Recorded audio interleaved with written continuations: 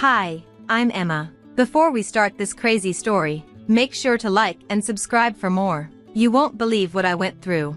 In our cozy suburban home, my older sister Sophia was always the center of attention. Our parents adored her, and I felt like I was just the other daughter. One night, Sophia's jealousy went too far. I woke up to a cold breeze and a sharp sound. My heart raced as I felt my head and discovered my long hair was cut off and scattered on my pillow. Sophia stood there with scissors, smirking with satisfaction. "Sophia, what did you do?" I asked, tears forming in my eyes. "Oh, come on, Emma. It's just hair. It'll grow back," she said dismissively, twirling the scissors. I couldn't believe her cruelty. I rushed to our parents' room, desperate for help. "Mom, Dad, look what Sophia did to me," I cried, showing them my chopped hair. Our parents, groggy and annoyed, didn't seem to care.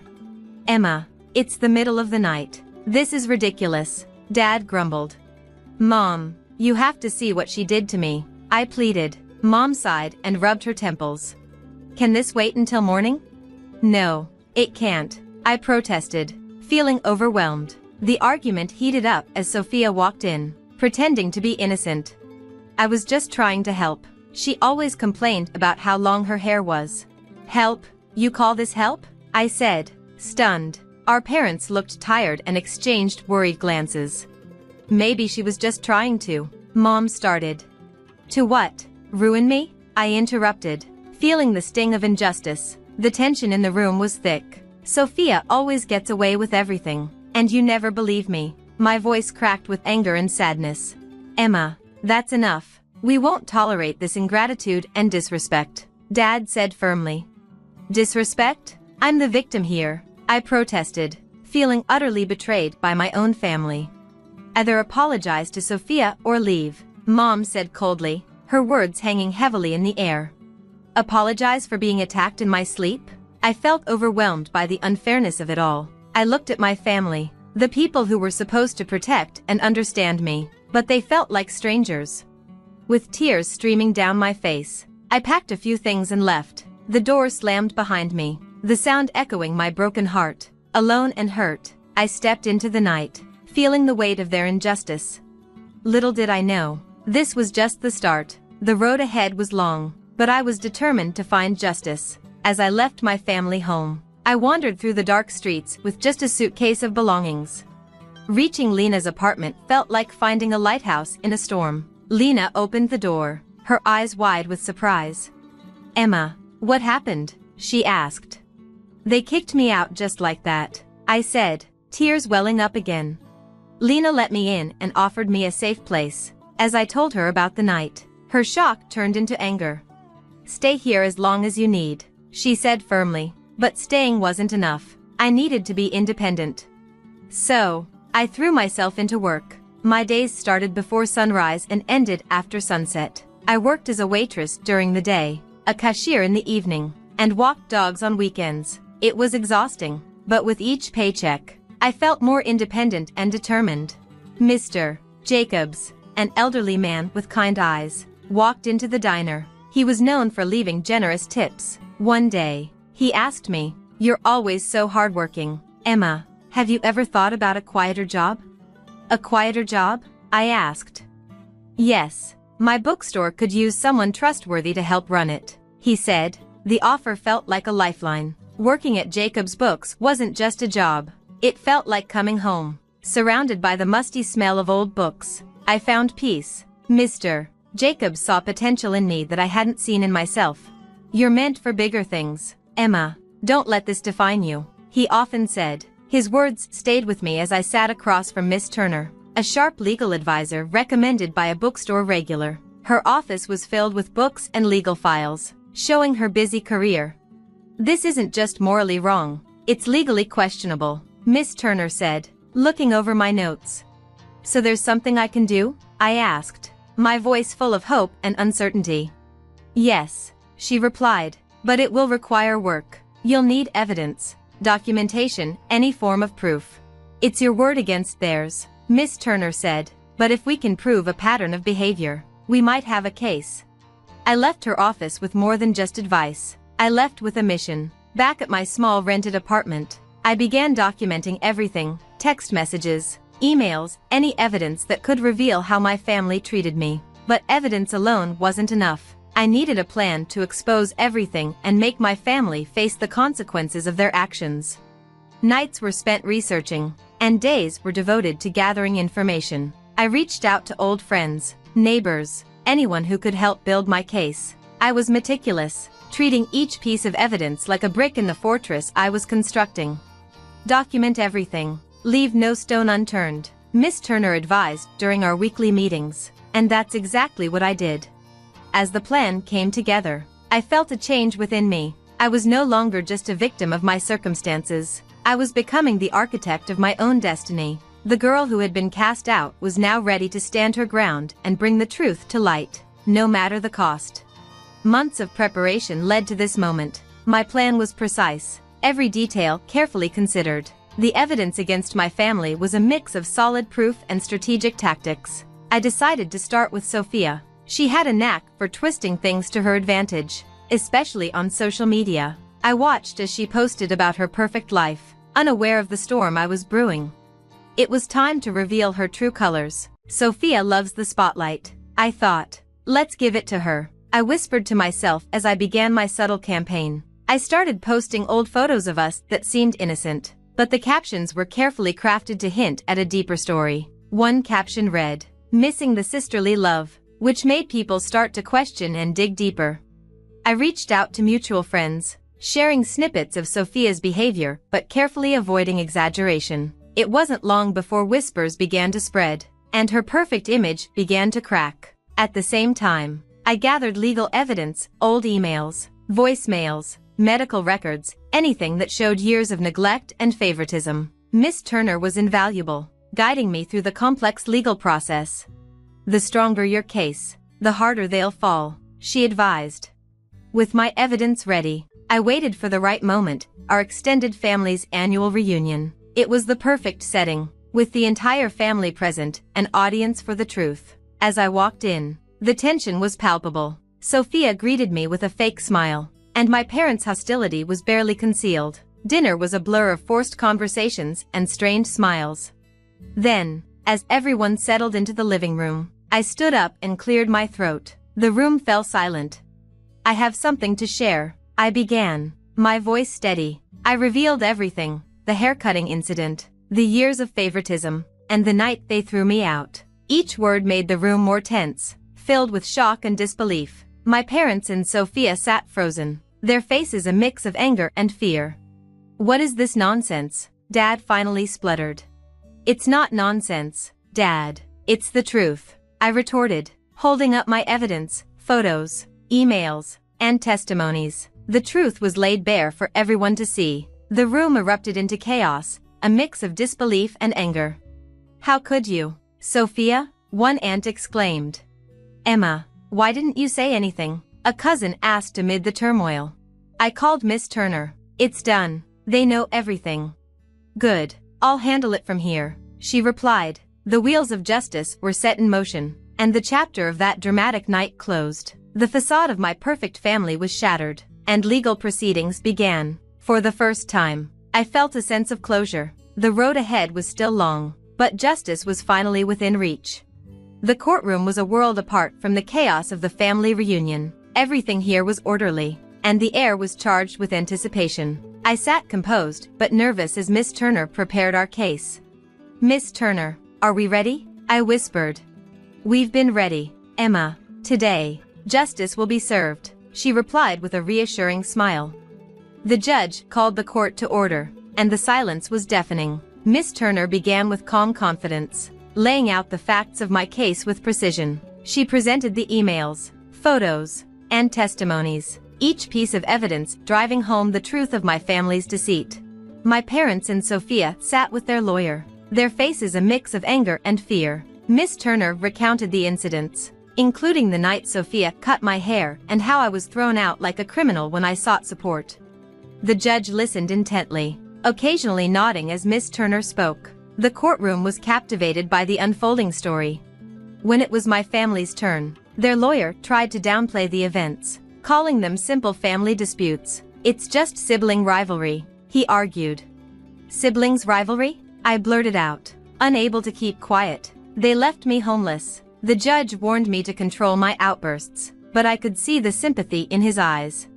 As the proceedings continued, the truth became increasingly clear. In the end, the judgment was swift and fair. My parents and Sophia were found guilty of emotional abuse and wrongful eviction. The gavel's sound was like music to my ears. I was met with a crowd of supporters and media. My story had caught the public's attention, one of family betrayal and a fight for justice. Emma, how do you feel about the verdict? A reporter asked. Relieved, I replied. The weight of years has lifted off my shoulders. And hopeful. This isn't just my victory. It's for anyone who's faced family injustice. In the weeks that followed, I used my story to advocate for others in similar situations. I spoke at events, joined support groups, and worked with Miss Turner to assist those facing family legal issues. My life had taken an unexpected turn, but I embraced it. From the depths of despair, I had emerged stronger and more determined. I found peace not only in the justice served, but also in knowing that my story could inspire and help others. As for my family, they faced the consequences of their actions. Their once perfect image was shattered. I didn't take pleasure in their downfall, but I felt a sense of closure. Looking ahead, I knew the road wouldn't always be easy, but I was prepared for whatever came next. The toxic people in my life had received their comeuppance, and I, Emma, had found my triumph. And that's the end of Emma's journey. But here's a question for you. If you were in Emma's position, would you have chosen to legally confront your family or taken a different path to find closure and move on? It's a tough choice, filled with emotional and moral complexities. What would you do and why? I'm really curious to hear your thoughts, so please share your opinions in the comments. If you enjoyed this story and want to see more, don't forget to hit the like button and subscribe to the channel. Your support means the world to us and helps us bring more content like this to you. Thanks for watching and engaging with our story.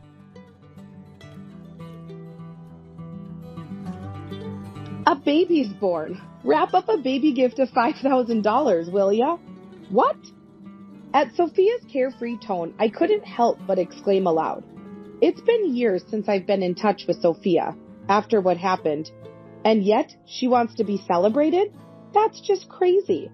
When I told my husband Noah about this, let's both go and give a baby gift, he surprisingly said. Unbelievable.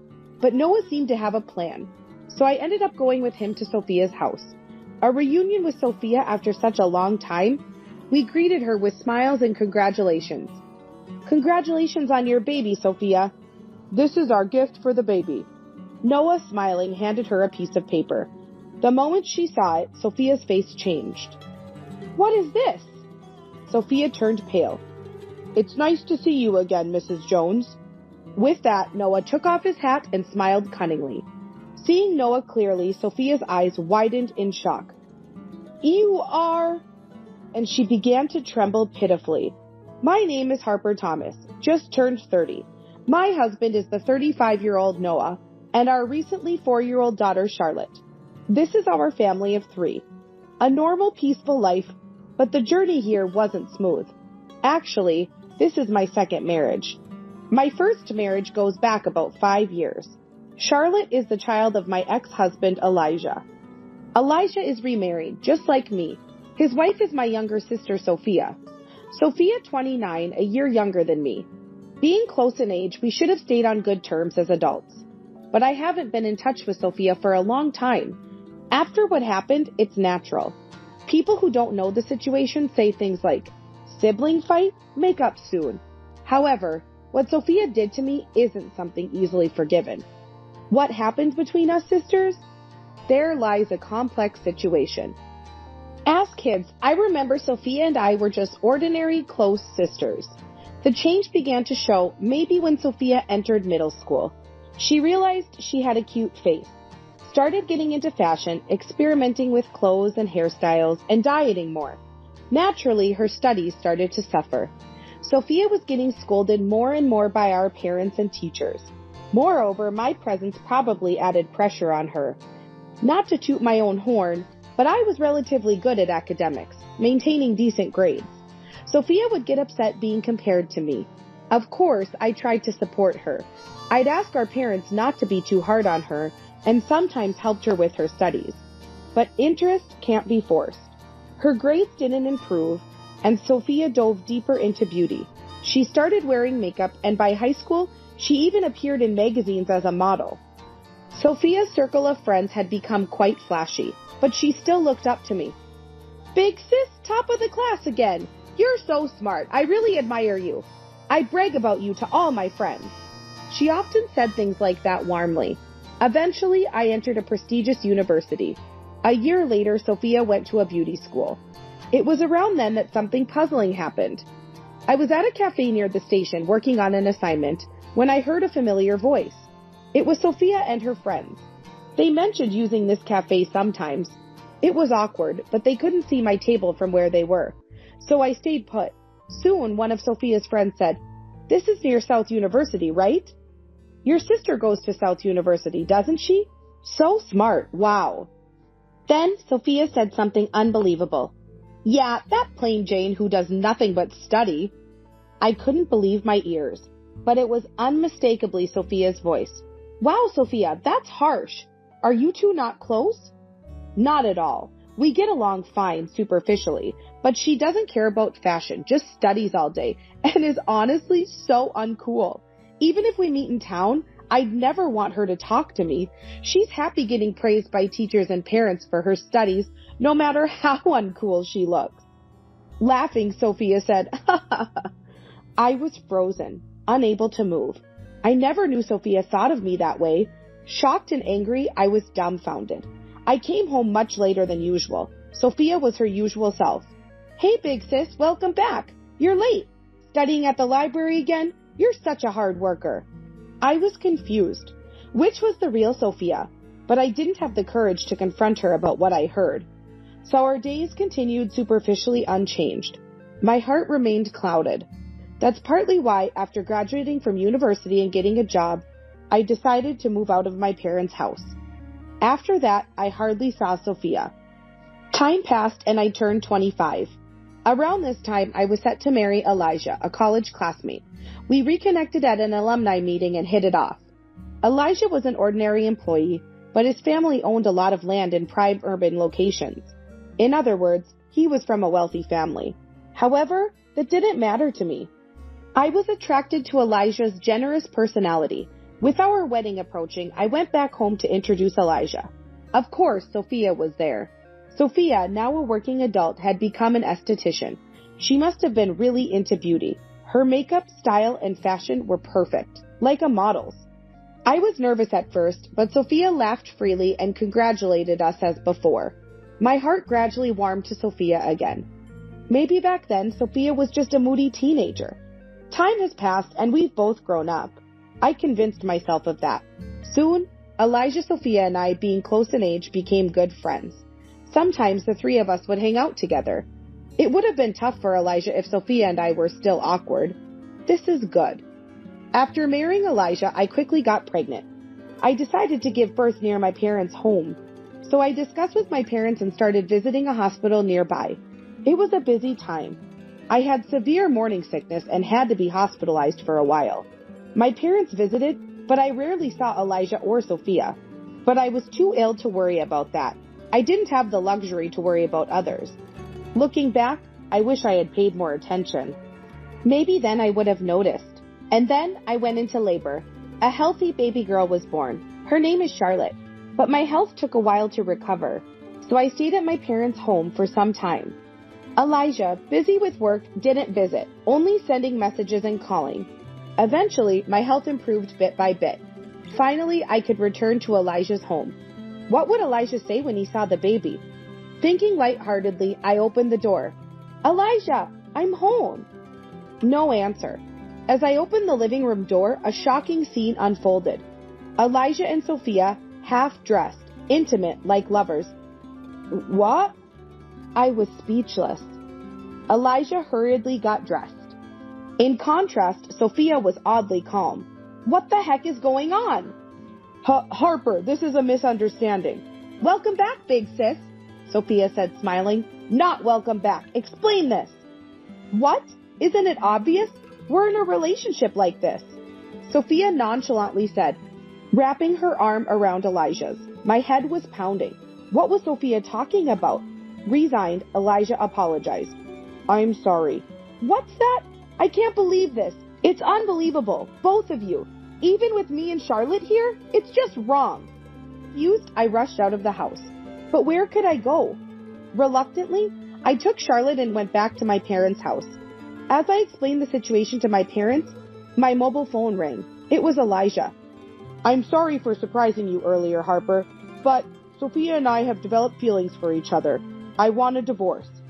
What? What are you talking about? We have Charlotte, remember? Child support for Charlotte, so? I couldn't understand what he was saying. Confused, I listened to Elijah's explanation, why he got involved with Sophia. It seems Elijah found Sophia cute the first time he saw her, but she was his wife's sister. They became close as relatives of similar age. Then I was hospitalized for morning sickness. During that time, Elijah and Sophia grew closer. Sophia had tearfully confessed that I had always been mean to her since we were kids. Big Sis always called me stupid. I never said such terrible things. It was clearly a lie by Sophia, but Elijah believed her story. His own complexes played a part in this. Elijah, coming from a wealthy family, had entered university through a large donation. In other words, it was an unfair admission. He hadn't gotten into the prestigious university on his merit. These complex feelings made him feel inferior to me, who entered through general admission. This background led Elijah to empathize with Sophia. He believed her story and became disappointed in me. You're smart and responsible, sure, but that doesn't mean you should belittle Sophia. I'm disappointed in you. Marrying such a mean-spirited woman was a mistake. What are you talking about? That's a lie by Sophia. Don't believe it. No, I'm not being fooled. I'll sign the divorce papers and send them to you. Wait a minute. Listen to me. My cries were in vain as the call ended. Unbelievable. He believed such lies. I was stunned. A few days later, overwhelmed by everything, I came down with a fever. My parents, knowing everything, comforted me and took care of Charlotte. How pathetic. I need to recover quickly and sort out this mess. While I was thinking this, the entrance door opened. I thought it was someone else, but it was Sophia. Oh, Big Sis, you're here at home, Sophia said nonchalantly as she returned. I couldn't suppress the trembling anger. What are you talking about? What do you mean, Sophia? Lying and deceiving Elijah, I shouted. My parents heard the commotion and rushed over to stop us. But we didn't stop. I've always hated you, Big Sis. Sophia spoke in a lower tone than usual, slowly. Just because you were good at studies, you received all the love and expectations. I couldn't stand it. So, I wanted to take away what was most important to you. The house fell silent at Sophia's confession. I couldn't believe Sophia had such thoughts. Anyway, focusing on beauty paid off. Elijah is just a typical man. Fell for it easily. Sophia spoke with a smile. I was speechless. So the Sophia in that cafe was her true self. What had I been seeing all this time? The real Sophia hated me so much. I had only seen the convenient illusion of a doting Sophia. Stunned, I watched as Sophia casually gathered her things to leave.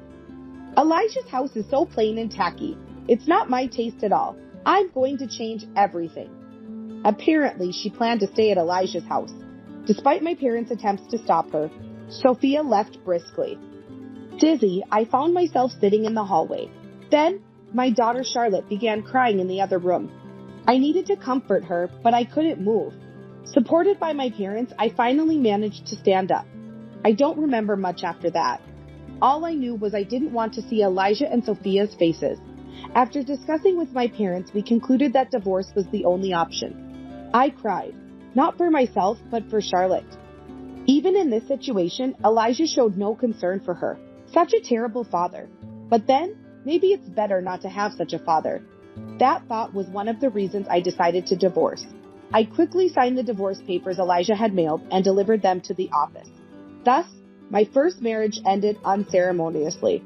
Fortunately, my parents supported me. They harshly told Sophia not to come back home. Thanks to that, I never had to meet Sophia again. Gradually, I regained my composure. Sophia and Elijah might have married, but it no longer mattered to me. I had to protect my life with Charlotte. Time passed. Luckily, my workplace was within commuting distance from my parents' home, so I didn't have to change jobs. I worked hard, desperate.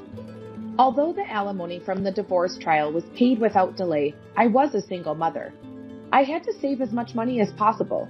I was a bit anxious. My friends might have noticed. One day, a friend suggested introducing me to a man she knew. Initially hesitant, I agreed to meet him, assured he was a sincere person.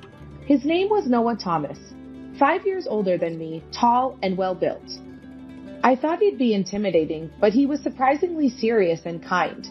Busy with work, he hadn't had much luck with women before. We were naturally drawn to each other. Charlotte warmed up to him as we spent time together.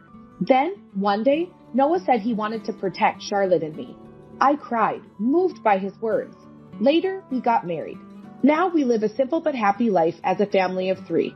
I thought I had nothing to do with Sophia anymore. But then one day, relaxing at home, my mobile phone rang. Instinctively, I answered.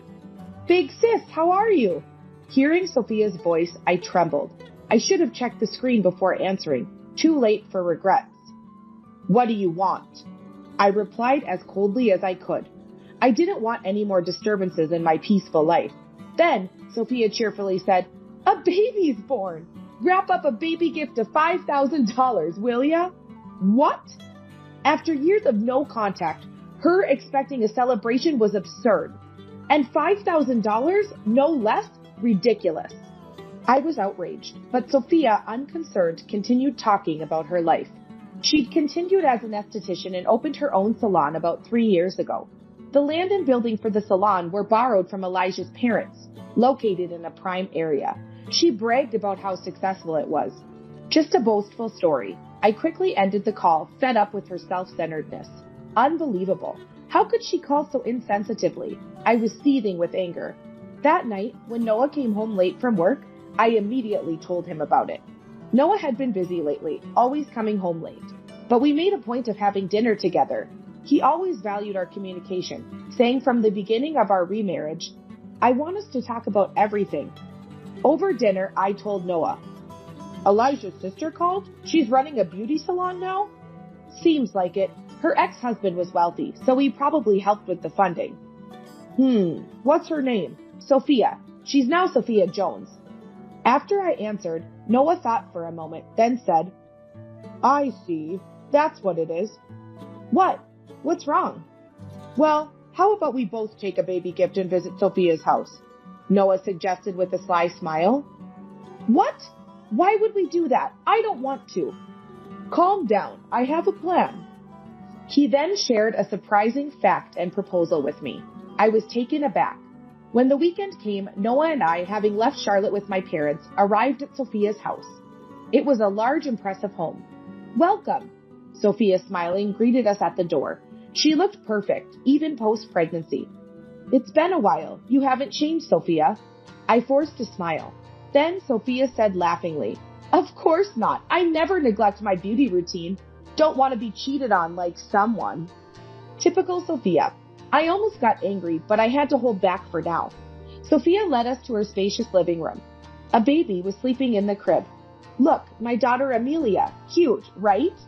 Amelia did look adorable, much like Sophia, but maybe it was my imagination that her facial features seemed a bit harsh. So, about that thing? Sophia gestured for money. How audacious. Just as I was about to retort, Noah put his hand on my shoulder. Nice to meet you. I'm Harper's husband, Noah. He bowed slightly, wearing his hat low over his eyes. Ah, okay, Sophia muttered disinterestedly. Noah then quickly pulled out a piece of paper from his inner pocket. This is our gift for the baby. Congratulations on your baby, Sophia. Upon seeing the paper Noah handed her, Sophia's complexion changed. What is this? She turned pale. Then Noah swiftly removed his hat. Nice to see you again, Mrs. Jones. I'm Noah Thomas from the police department. Seeing Noah clearly, Sophia's eyes widened in shock. You, the detective who came to my salon. She began to tremble. The baby gift Noah had handed over was actually a search warrant, a court-authorized document allowing the search and seizure of her home. Sophia, unable to hide her agitation. She had been committing fraud in her aesthetic salon, deceiving customers with false promises like guaranteed weight loss, and selling dubious products. She enrolled them in expensive courses with little benefit without proper explanation. She kept repeating such actions.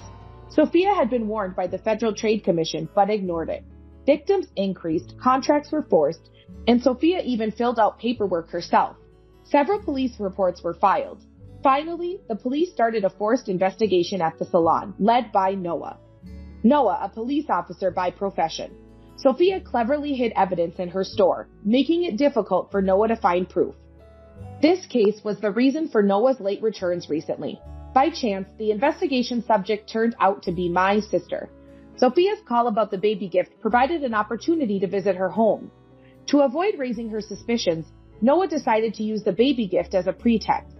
Thus, Noah concealed his identity until the last moment, successfully entering Sophia's house. Noah signaled with his radio.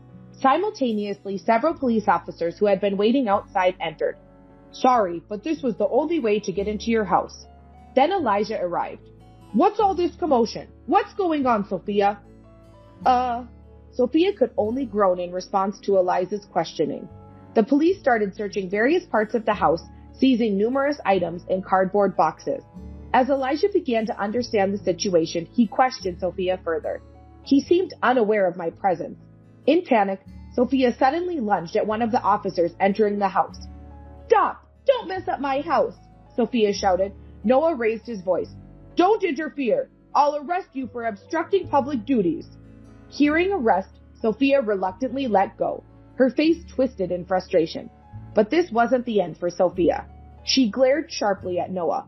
"I'll tell Sebastian, Elijah's father. He knows many high-ranking police officials. He could easily cover this up." Sophia was relying on Elijah's father, a wealthy landowner with extensive connections. In her desperation, she turned to Elijah. "You can do it, right? Your father has always used donations to influence people." "What are you saying in front of the police?" Elijah was flustered.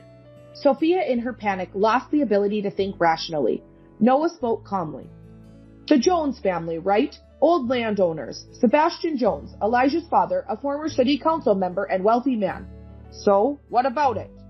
"He's already been indicted for bribery in a corruption case. He's currently in custody." "What? My father?" Now it was Elijah's turn to panic. The Jones family was wealthy, but apparently involved in corruption. Elijah's fraudulent admission to university suggested a family habit of solving problems with money. "Why is my father-in-law involved in this?" "I don't know. Sophia, were you committing fraud at your salon?" "Shut up. Now's not the time." Elijah and Sophia began arguing bitterly. Amidst the chaos, I quietly addressed Sophia. "Isn't it time to give up? It's unbecoming." "What did you say?" "You lied again. 4 years ago, you made up lies about me to Elijah, crushing my heart. And now, deceiving your clients for your own benefit? No matter how beautiful you are, your heart is ugly, the lowest of the low." "What?"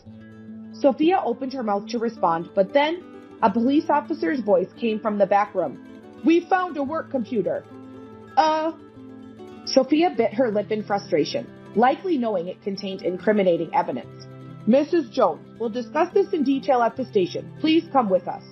Sophia slumped in defeat, her face a picture of despair.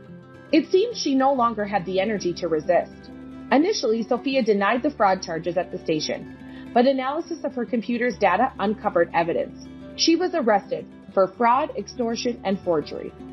Her aesthetic salon, opened 3 years ago, was apparently in the red from the start. Her aggressive product promotions were desperate attempts to secure sales. But she didn't want anyone to know about her worsening financial situation. Pride had driven her to claim her business was thriving. Her sudden demand for a $5,000 baby gift must have been employed to cover her shop's losses. Dozens of customers had filed complaints against Sophia. The salon, facing hefty damages, went further into debt and closed down, leading to bankruptcy. Elijah and his family, who had invested capital, were furious. Understandably, Sophia was divorced. But Elijah's family wasn't spared either. His father, Sebastian Jones, was arrested for bribery. Their family had to liquidate all their properties to cover debt. Elijah, who had worked for his father's real estate agency, found himself ousted when other executives took control following his father's arrest. He later found work at an unrelated company, but he struggled, being overworked and underpaid. In such a state, he couldn't possibly take care of a child. Amelia, their daughter, was temporarily placed in children's foster care. Poor Amelia's birth into such a family seemed nothing but misfortune. Amidst these tumultuous days, I had been pondering something. Months later, I attended Sophia's trial to ensure she showed remorse. It felt like my final duty as her sister, but reality was harsh. In court, Sophia kept insisting, "I'm not at fault," denying all fraud charges despite clear evidence. "I only helped because the client said they wanted to lose weight, to be beautiful," she argued. Dark circles under her eyes, her appearance had turned frightful. Her hair was disheveled, her once cared-for beauty was gone. Her life choices were evidently reflected in her face. Sophia's state was pitiful. Reflecting on everything, I realized it all started with her jealousy towards me. But I never mistreated her. Our parents, initially upset with Sophia's lack of interest in studies, had stopped scolding her. Sophia had developed her complexes and twisted perceptions on her own. Afterwards, Sophia began to lie blatantly. It continued until the lies became her truth. Now, Sophia is just averting her eyes from reality. She concocts twisted facts and doesn't believe she's at fault. This is the result of her delusions. Poor Sophia. Eventually, the verdict was given. Due to the severity of her actions, she received no probation and was sentenced to 3 years in prison. It was expected. Yet, I couldn't help but wish for her to wake up to reality. I hope she considers the pain her lies caused others, even just a little. In prison, I hope she takes a hard look at herself. Months later, on a certain holiday, Charlotte, Noah, and I were at the park. We spread a leisure sheet on the grass, enjoying a light picnic. "I want to eat the tuna sandwich first," Charlotte exclaimed. "Hey, Charlotte, save some for Dad," Noah replied, and she laughed joyfully. We were back to our happy life. It reminded me of my own peaceful family upbringing. One thing is clear from this ordeal. I'm not perfect. I felt envy too. But rather than harming others with petty jealousy, I want to cherish empathy and focus on the small joys of daily life. That way, I won't be consumed by dark emotions. Charlotte and Noah happily ate their sandwiches. I quietly wished for these tranquil days to last forever. Sorry, honey. I've taken a wonderful fiancé. Are you upset that I'm happy? Jealous. Haha. Why do those people who can only look down on others end up with such hideous faces? As if her once cute face was a lie, my sister's face in front of me looked distorted. She looks down on not just me, but my husband as well. My anger reached a peak and exceeded the limits of my patience. My name is Amy. I'm 27 and I work at a printing company. Though it's a printing company, I'm not operating heavy machinery. I'm in the design department. We design flyers and catalogs for various businesses, creating designs based on our clients' needs. Even though the demand for printed materials has decreased due to digitalization, designing is still a busy and rewarding job. I'm thankful that I have clients who request my services.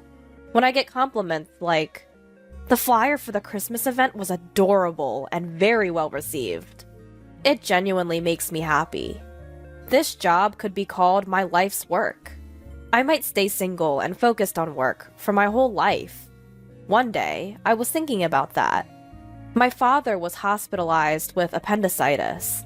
The young doctor who greeted me with, "Hello, are you here to visit someone today?" When I went to see my father, that was David, who is now my boyfriend and recently became my fiancé. You never know where or when you'll encounter someone that can change your life. Even though I say nothing's more important than a job, I buy marriage information magazines as soon as the topic of marriage comes up. I guess I'm more excited about this than I thought. I flipped through magazines while having tea in the living room of the house. That's when it happened. A sudden snatch. My magazine was taken. Hey! What's this? A bridal magazine? Why are you looking at something like this? It's none of your business, Sarah. The person who abruptly took the magazine from me was my younger sister by 2 years, Sarah. You're thinking about marriage? You should look at yourself first. You should know your place. You're thinking about marriage when you don't even have a boyfriend. In contrast, I've never been without a boyfriend. Speaking of which, my current boyfriend is... And so, my sister began boasting about her boyfriend, without anyone asking. My sister has always been like this. Unlike my plain face, she's very cute. She's always been popular. Everyone around her spoils her.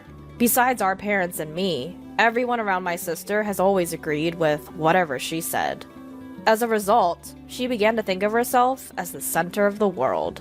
My younger sister, who grew up arrogant, began to look down on me at some point. Don't come near me. I don't want your face reflecting off mine. Even if you study with that brain, you won't get good grades. Why don't you stop trying?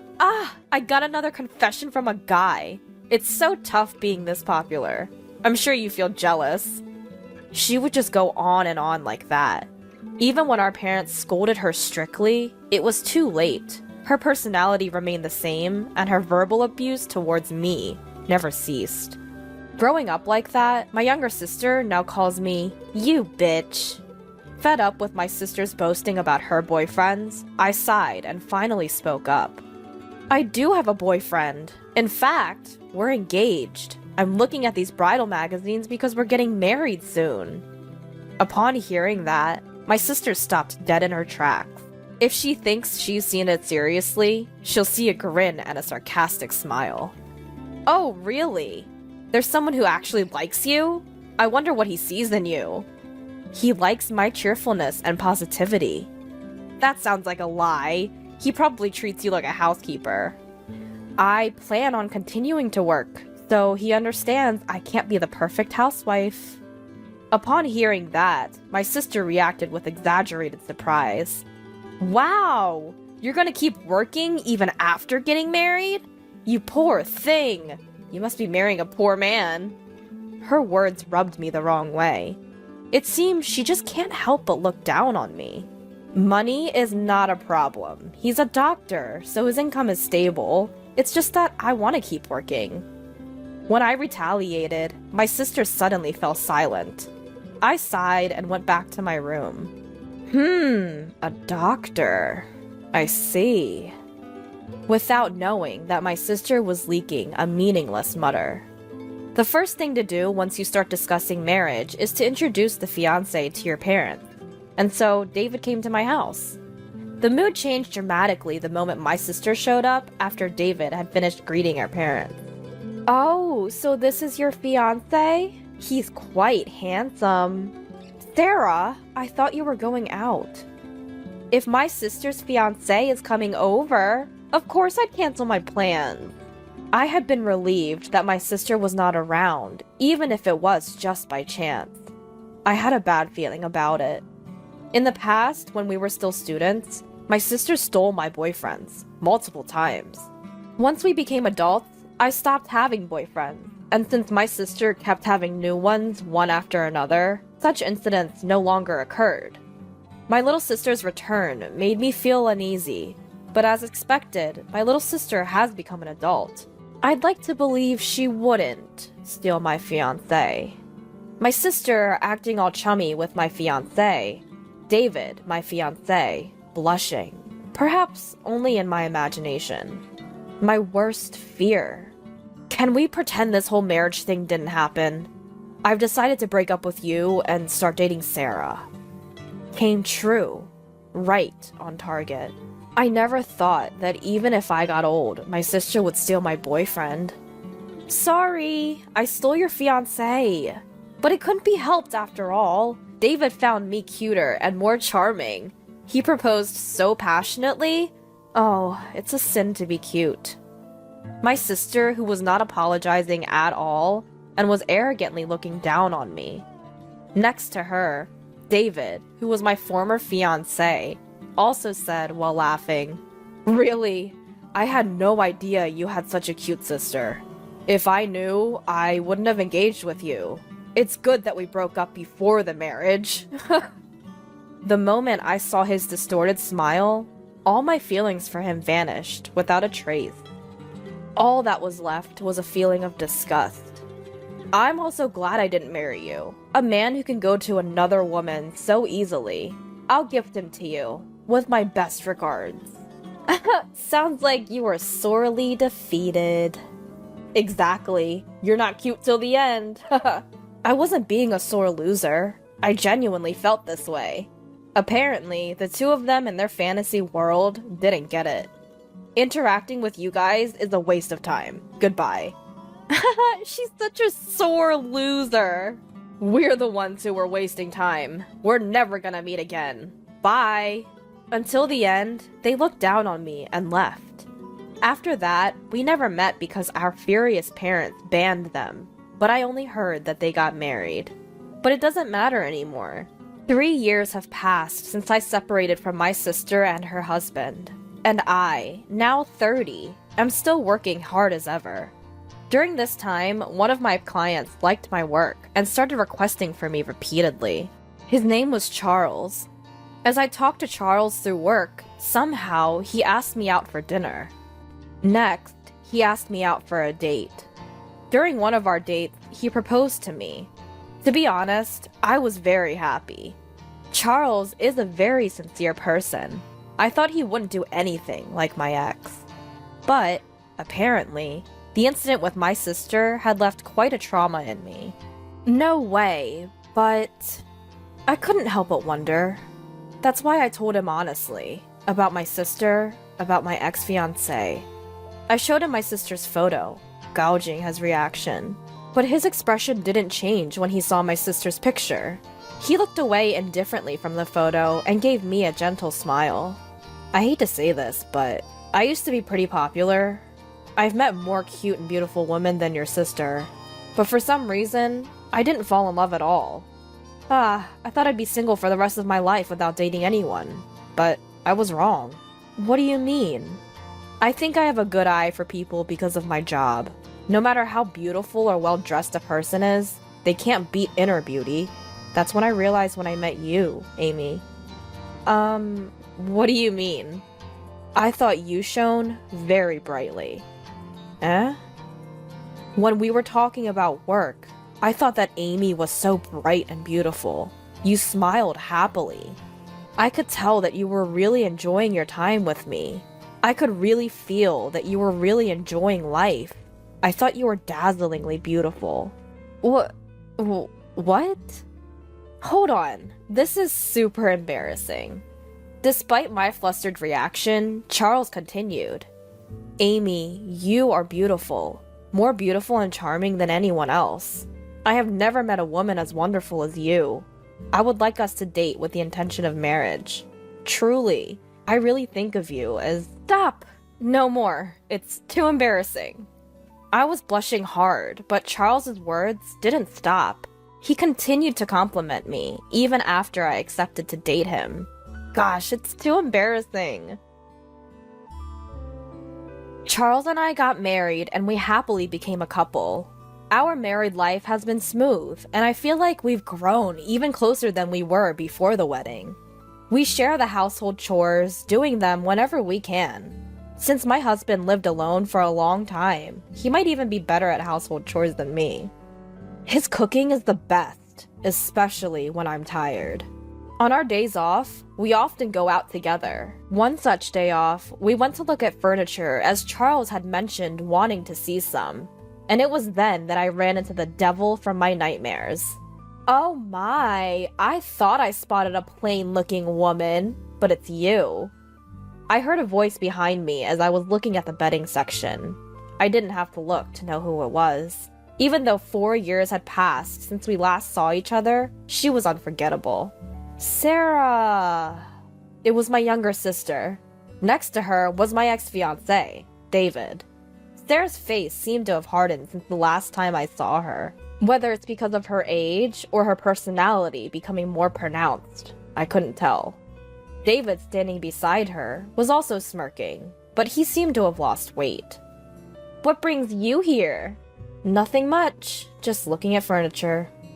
This place has a lot of expensive imported stuff. It's not really for people like you. Her condescending attitude was as annoying as ever. David nodded in agreement. Yeah, exactly. If someone like you comes here, it'll bring down the reputation of the shop. We don't want to be mistaken for being poor. You better leave. I was annoyed by the clattering words, but it's a waste of time to deal with them. so I chose to remain silent. However, my attitude seemed to displease them, and the voices of my sister and her husband grew louder and louder. Ugh, this is terrible! A luxury store is ruined like this. Why does such a poor person even come in here? They surely can't afford anything. Yeah, the poor should just leave. As this went on, other customers and the store staff started to glance at us curiously. Exasperated, I grabbed my husband's hand, intending to leave, but he didn't move. At that moment, my sister and her husband finally noticed my husband. Hey, who are you to her? I'm Amy's husband. My sister's eyes widened in surprise. What? You married this plain girl? Really? You're brave. Did you need a maid? That's hilarious. I help with the household chores. It's normal since we both work. Oh, both working. Poor thing. You're so poor that your wife has to work too? How pitiful. Unlike you, I'm living comfortably as a stay-at-home wife. We dine out more than half the week. Since we have money, we hire housekeeping services. Sorry for being winners. My sister, who seems to be disgusted and extends the ending of her sentences in an irritating way. My frustration is growing. My sister smirked at me. Sorry for taking such a wonderful fiancé. Thanks to me, you have to keep working even after marriage and live a poor life. And with such a dull man as your partner, you two plain folks are a match. Are you envious seeing me so happy? You must be jealous, right? Haha. It's just like you to marry a man who can't even support his wife. Keep suffering for the rest of your life, losers. I had reached my limit. I could stand her insulting me, but I couldn't bear her speaking ill of my husband. Listen here, you better stop. Amy, it's okay. Just as I was about to shout back, my husband stepped in front of me. Nice to meet you. I'm Charles, your sister's husband. Even your name is lame. Well, thank you. Since we've met, please accept my business card. As David took the business card my husband offered, he looked at my sister. You say such rather harsh things about Amy. That's because it's true. I can say an ugly woman is ugly. That's my law. There's no such law. And to me, you're much uglier. What? Shall we say the ugliness of your character? You seem confident about your appearance, but aren't you aware that your distorted personality, which only looks down on others, is showing? Despite his polite manner of speaking, his words were sharp.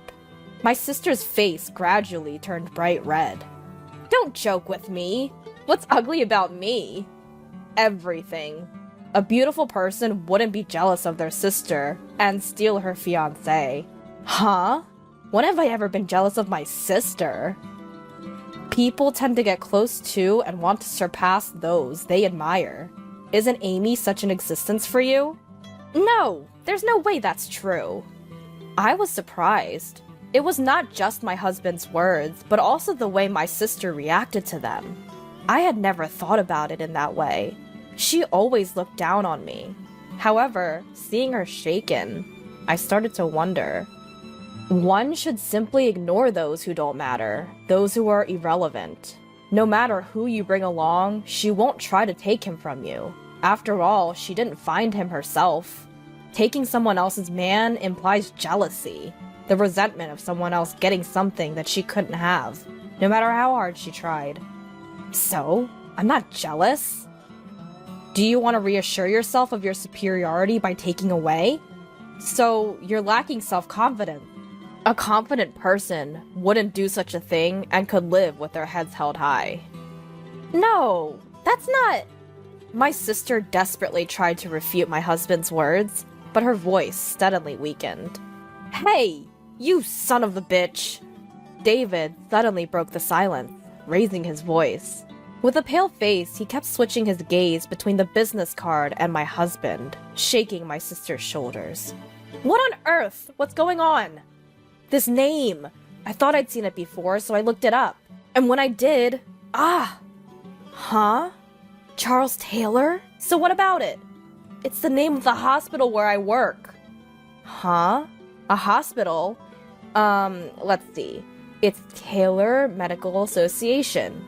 Wait, he's Dr. Taylor's son, the director and the head of the hospital. What? Are you sure? It's such a common last name. It could be someone else, right? I've seen him at the hospital with the director a few times. I'm sure it's him. I didn't recognize him because I only saw him from a distance. I knew I'd seen him somewhere. If he's the son, he must be a doctor, right? But the company name on this card. The company name. Oh! Not every son of a doctor has to be a doctor. And this company. It's a super famous pharmaceutical company. I heard the founder was elderly, and it's been handed over to his grandson. That would be me. It was my husband who lowered his head to the two people who were in upset. What? What did you just say? I'm... Seeing my sister unable to articulate her thoughts and David about to sit up, my husband quietly announced to the two of them, who had turned pale. I met my wife through my previous job before I took over my grandfather's business. I had heard about your story from her. It's far worse than I imagined.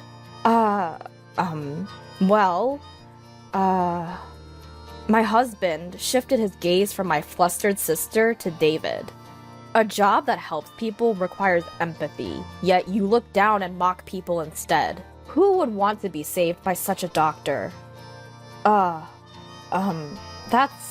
a misunderstanding. David tried to explain with a pale face, but my husband, his eyes glaring, cut him off. No excuses. I'll let my father know about you. Wait for your fate. No! No! David collapsed, head bowed. My sister still stood in shock. Turning our backs to them, we left the scene. I had a feeling I would never see the two of them again. With that thought in my heart, I walked on without looking back. So what happened afterwards? David, my sister's husband, while not fired, had a significant pay cut and was removed from any responsible role. His arrogant behavior towards others had become habitual, and it seemed he was even cold towards patients. Naturally, he drew icy glares from everyone around him. It seems that there is space for him, and eventually he quit to run away. Gossip spread quickly within the hospital community, and it seems he is struggling to find a new job and is leading a tough life without work. And how about my sister? It was discovered that my sister was originally a rough spender, and no matter how high her husband's salary was, their life was pretty tough. So that's why David had lost weight. It wasn't just weight loss, he was emaciated. Once David was hit with a pay cut, my sister quickly gave up on him, and seems to have divorced him. If David is no good, then she can just find the next man. She seemed to think that way, but reality was different. Both my husband and I thought, when we met her again, my sister, who used to be cute when she was young, had become quite harsh-looking. It might be that her true character is finally showing. Due to that, her popularity with men had come to an end. Nobody wants to date me! My parents called me to tell me that she had come crying to my parents' house. According to my sister, I'm so cute! Why doesn't anyone lavish attention on me? And even went as far as saying, she snagged a good man, I have to be better than her. By she probably meant me. I wonder if it's her country's law that she has to go above me. Perhaps my sister actually looked up to me. My husband said so, and maybe that could be true. But that doesn't mean I can forgive her behavior. In the end, my sister was turned away by her parents, saying she had made her own bed and needed to lie in it. She vanished into the nightlife. I haven't heard from her since. I probably won't hear my sister's name mentioned again. On the other hand, having been freed from the curse of my sister and her husband, I was enjoying peaceful days. A calm married life. A job that I'm passionate about. It's a fulfilling time. And soon, we'll be a family of 3. As I stared at the computer monitor, I gently stroked my growing belly. My name is Laura. 6 months ago, I married my high school sweetheart, Matt. We'd known each other since we were kids, so I've always been close to his family. That made getting married a breeze. We share a lot of mutual friends, so our wedding was a joyful occasion with lots of well-wishers. I vowed to stand by Matt for the rest of our lives. A few months after tying the knot, I found out I was pregnant. I was on cloud 9. But the blessings didn't stop there. Matt's mom was incredibly supportive, helping us out almost every day. We'd been living with Matt's parents since we got married. Matt is an only child and was raised with a lot of love and care. So, when we decided to get married, living with his parents seemed like the natural choice. I had no issues with it, so I agreed right away. From the day after our wedding, I enjoyed doing household chores with my mother-in-law and chatting about various things. When I announced my pregnancy, she cried tears of joy, as if it were her own good news. Whenever I tried to do something around the house, she'd say, "Don't worry, Laura, I've got this," and take over. "I'm feeling fine today, really." But she'd insist, "You have to think of the baby first, rest up," and stopped me from doing anything. I appreciated her concern, but it got to the point where I was bored out of my mind. I had been working part-time, but I quit my job as soon as I found out I was pregnant, on the advice of both my mother-in-law and Matt. So with nothing to do at home, I was going stir-crazy. I feel like moving around a bit. Can I go shopping? Need anything?" She'd say, "Absolutely not. You're not even in your second trimester yet. You need to rest." And wouldn't let me leave the house. I understood she was concerned for me, but it was suffocating. She had a miscarriage before she was pregnant with Matt because she continued working. So she was worried I'd end up the same way. "If you're not careful, you'll end up in the hospital like I did," she'd warn me. I didn't want to create tension, so I decided to take it easy until my second trimester. Once I reached that milestone, she started allowing me short walks. Matt and I would go out on his days off. We'd buy some snacks from a local store and have a little picnic. Or sometimes I'd go for a walk with my mother-in-law while shopping. She even started cooking with me again. I realized she was just concerned for me during the early stages of my pregnancy. Then, at 38 weeks, my water broke while I was climbing the stairs at home. Matt and my father-in-law were at work, so my mother-in-law drove me to the hospital. Matt had already coordinated everything with the hospital, so by the time Brian was born, he was right there with us. First, Matt held Brian in his arms. "Oh, he's so adorable," Matt said, his eyes welling up with tears as he lovingly looked at Brian. Seeing him like that made me tear up too. "Thank you, Laura. I'm so happy right now," Matt said, smiling at me, and I couldn't help but cry. "May I come in?" My mother-in-law, who had kindly stepped out of the room, peeked her head in. "Go ahead and hold him, Mom. He's really cute." Matt handed Brian over to her. I felt a bit awkward. My mother-in-law had been so supportive and was eagerly awaiting her grandchild. What would she say now that Brian was here? The thought made me anxious. "Thanks to you, we were able to have Brian safely. Thank you so much." When I said that to her, she blurted out something unexpected. "He doesn't look like him." "What?" I had to ask her to repeat herself. "What do you mean?" "He doesn't look like Matt. Are you sure he's Matt's child?" What was she talking about? This should be a happy time, but my heart was racing uncontrollably. "What are you saying?" Matt immediately confronted her, but she continued without apologizing. "Look at the baby pictures of Matt. Brian doesn't look like him at all." She showed us a baby picture of Matt on her phone. "Well, they don't have to look exactly alike." Before I could finish, she stormed out of the room, saying, "I can't deal with a child whose parentage is in question." "Hey, Mom." Matt followed her out, leaving me alone. I looked at Brian's face and started to cry. He looked so much like Matt, especially around the eyes and ears. Matt never returned to the room, only texting me, saying he was going home with his mom. I couldn't believe his behavior, but I was too exhausted to confront him. A few days later, on the day of my discharge, Matt came to pick me up, but seemed down. "What's wrong? We get to live together starting today," I said, but he didn't look happy. "Mom's still upset. Try not to provoke her." I just gave birth and am mentally and physically exhausted. Why do I have to be considerate of her on the day I'm discharged? I didn't say anything to Matt, and the ride home was silent. The tension didn't ease up even after we got home. In fact, as soon as I got home, my mother-in-law said to me, "Oh, you're back?" I was treated with such sarcasm. My father-in-law avoided eye contact, and my mother-in-law made snide remarks. "I've told you many times this child is Matt's. His name is Brian. Won't you please love him?" But she ignored me completely. "Say something, Matt," I cried to Matt, but he coldly said, "Well, it's true. He doesn't look like me." At that moment, my tears stopped. Matt, who should have been on my side, had abandoned me.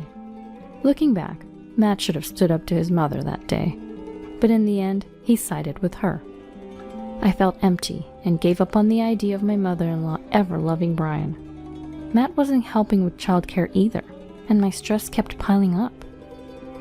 "Can you feed him formula while I take a shower?" When I asked, Matt said, "I've been working all day. Why should I lose sleep over a child who might not even be mine?" I can't believe this. Never mind. I fed Brian the formula myself and took a quick shower as soon as he fell asleep. That was my life. If it had only been my mother-in-law, I would have gotten a DNA test to prove her wrong. But even Matt didn't believe Brian was his. That hurt more than anything. My parents had moved to the countryside, so I couldn't rely on them. My parents, who originally wanted to live in a place rich in nature, moved away soon after I got married, so I couldn't rely on them right away. They had been so happy about my marriage and trusted Matt. They loved Matt as if he was their own child. That's why I couldn't tell them what was happening. After months of this, my mother-in-law, who had been ignoring me, finally spoke. "Laura, can you bring the baby to the living room?" "All right." My mother-in-law had been ignoring me and not paying any attention to Brian. I thought she was going to apologize. However, my expectations were quickly dashed. When I got to the living room, both she and Matt were sitting there. "Could you please leave with that child?" "What?" I was stunned and couldn't find the words. She looked at Brian and said, "He still doesn't look like him. I've had enough." Matt said nothing. At that point, I didn't care anymore. "Fine, if that's how you feel, I'll pack my things and leave," I said, signing the divorce papers and started packing. Matt said nothing and continued chatting with his mother. Make sure you pay child support. "How can we, when we're not even sure he's Matt's?" my mother-in-law retorted. I was so angry, I left without another word and went to my parents' house. I explained everything, and although they were initially confused, they welcomed me. I decided to stay with them until I found a job and saved some money. I, of course, had requested child support for my ex-husband through a lawyer, but the money was never transferred. I myself didn't want to have anything to do with my ex or his parents anymore, so I never pressed the issue of the unpaid child support. Years passed. Brian was about 6 years old. I got a call from a local friend who also knew Matt, informing me that Matt had died in a car accident. Of course, I heard about it right after it happened, but I didn't want to get involved, and Brian was going through a busy, active phase, so we didn't attend the funeral.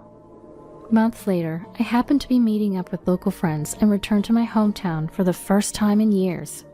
Before going to my friend's house, I decided to buy a gift, so Brian and I went to a department store we used to visit as a family. "Laura?" I turned around to see my mother-in-law, whom I hadn't seen in years. As I stood there stunned, she quickly approached us and said, "You're Brian, right?" and started talking to Brian. "Brian, I'm your grandma. You really look just like Matt." My mother-in-law said that. I couldn't stand hearing her say that. "Enough is enough. Because of you, we—" As I said this, she interrupted. "Don't be so angry. I've wanted to see you for so long." Feeling like I was about to yell, I said, "Excuse us," and pulled Brian away, leaving the scene. "Was that Grandma?" Brian asked. I had kept it a secret until now, but Brian, now in elementary school, was genuinely curious and kept asking. "Isn't Grandma supposed to be your mom? Who was that lady? I couldn't hide it any longer, so I explained it to Brian in simple terms when we got home. Brian said, "Mama, you've been through a lot, huh?" and patted my head. Tears flowed at his kindness. I felt grateful from the bottom of my heart for having him. Months later, my mother-in-law showed up at the apartment where Brian and I were living. "How did you find this place?" When I asked, she said, "I asked around, Matt and your mutual friends.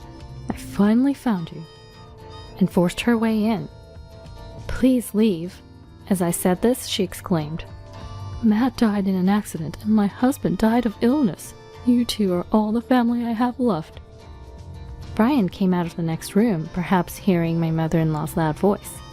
Seeing Brian, my mother-in-law said, "Brian, why don't you come live with Grandma?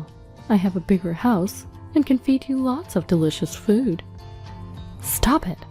As I said this, my mother-in-law pulled out a thick envelope. "It has $50,000 for child support. You two are all the family I have left, so please come live with me." She pushed the envelope toward me. Then she turned to Brian and said, "Brian, Grandma wants to live with you. I'll buy you anything you want, okay?" And smiled. In that moment, I felt like crying. I was torn between the feeling of, why now? And wondering if it was okay to deprive Brian of one more grandmother. I was at a loss for words. Then Brian said, "I'm not going." "Huh?" My mother-in-law let out a baffled sound at Brian's words. "Brian, what are you saying? You can live with Grandma, you know. There'll be lots of delicious food and I'll buy you toys." My mother-in-law tried desperately to persuade him. "I don't want to. You were mean to Mama, right? My only grandma is Mommy's mom." Saying this, Brian shook off my mother-in-law's hand and sat next to me. My mother-in-law fell silent, looking as if she'd lost all hope. After staring at us for a moment, she abruptly stood up and left the house without a word. We haven't heard from her since that day. Of course, she never came to visit us either. The child support money she left behind is being saved for Brian, untouched to this day. When I consulted my parents about whether to return the money, they said, "You never received child support before, so it's fine to keep it." And so I decided to keep it. I don't know what's become of my mother-in-law since then, but honestly, it doesn't matter to me now. Because I have Brian, who's so strong and stands by me. Brian, who protected me from my mother-in-law even at his young age. Brian, who chose me over my mother-in-law's sweet temptations. I love him from the bottom of my heart. I want to continue raising him responsibly, ensuring his happiness, even without a father, now and forever. Can you please return Grandpa's pension book and bank book? You're using Grandpa's money without his permission, aren't you? I rescued my grandfather from my sister-in-law and brought him back to my home. She was taking his pension money. After this, my brother Alex and his wife Ashley would face a miserable end. My name is Mary. I'm a 32-year-old office worker and I've been married to my husband Tom for 3 years. Tom and I live in his family home, but both of his parents have passed away. His father died before we got married and his mother passed away last year. When I first moved in as his wife, his mom was in poor health and was hospitalized. For our wedding, we asked the hospital to grant her temporary leave and she was able to attend our ceremony. Afterward, she passed away peacefully, surrounded by loved ones. My husband is an only child, so losing his mother meant he lost all his immediate family, and he was quite depressed at that time. I had already lost both of my parents, but I have Alex, and our grandfather is still alive. Currently, my grandfather lives with Alex, so occasionally my husband and I visit my brother's house, and my husband happily chats with our grandfather. Although he is not a blood relative, my husband enjoys talking to my grandfather who values family. My grandfather is in his late 80s and is still physically healthy, but he has started to become forgetful. I keep hoping that he doesn't develop dementia. Sometimes, my grandfather suddenly starts talking about the past or brings up random topics, which makes me anxious, but my husband seems to find it amusing. Oh, the other day, while talking to my husband, my grandfather got angry, perhaps mistaking him for Alex. You're making fun of me and being a terrible grandson." My husband apologized, going along with my grandfather's story, but at some point, my grandfather realized his mistake and apologized to my husband. Oh, I'm sorry. You're Mary's husband. Oh, I got it wrong. My husband continued talking to my grandfather without taking it to heart, but I was concerned about the angry tone he used when talking about Alex. When I asked Alex directly, he got angry at me instead. You left me to take care of Grandpa, and now you're complaining.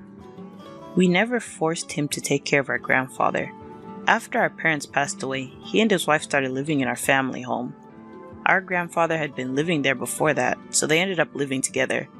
And everyone agreed without any complaints, which is why things are the way they are now. If anything, it seemed like Alex and Ashley wanted to live with our grandfather, and I thought everyone was on board with it, especially Ashley, who seems to care for our grandfather and tends to his needs whenever I visit. However, my husband always complains after observing her behavior. Is she really taking good care of Grandpa? His clothes are dirty, and there's dust in the room.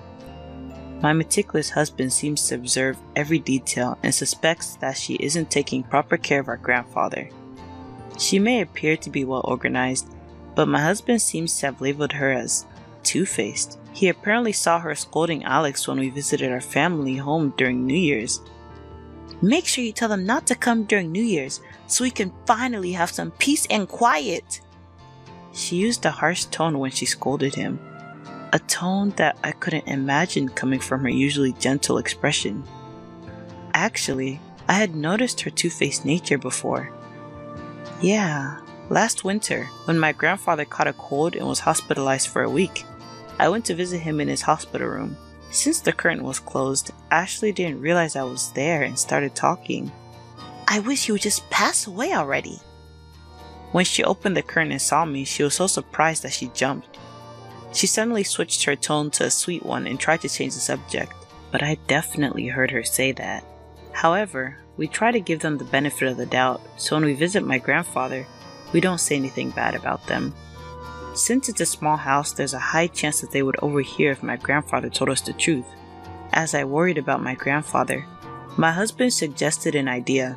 How about we install one of those pet monitoring cameras and see what's going on? I was hesitant to install a camera, but for my grandfather's sake, we decided to set it up in a hidden spot the next time we visited him. We secretly installed the camera without telling my grandfather, and through the internet, we began to see Ashley's true colors at home. Alex and Ashley have a 5-year-old son, Justin, and it's heartbreaking to see such a young child treat my grandfather so poorly. When he comes home from kindergarten, he barges into my grandfather's room and starts yelling, "Hey, old man, I'm home now. Are you still alive?" A 5-year-old using such foul language must be learning it from his parents. At this point, I wanted to go to my grandfather's place and scold my disrespectful nephew, but then Ashley came into my grandfather's room.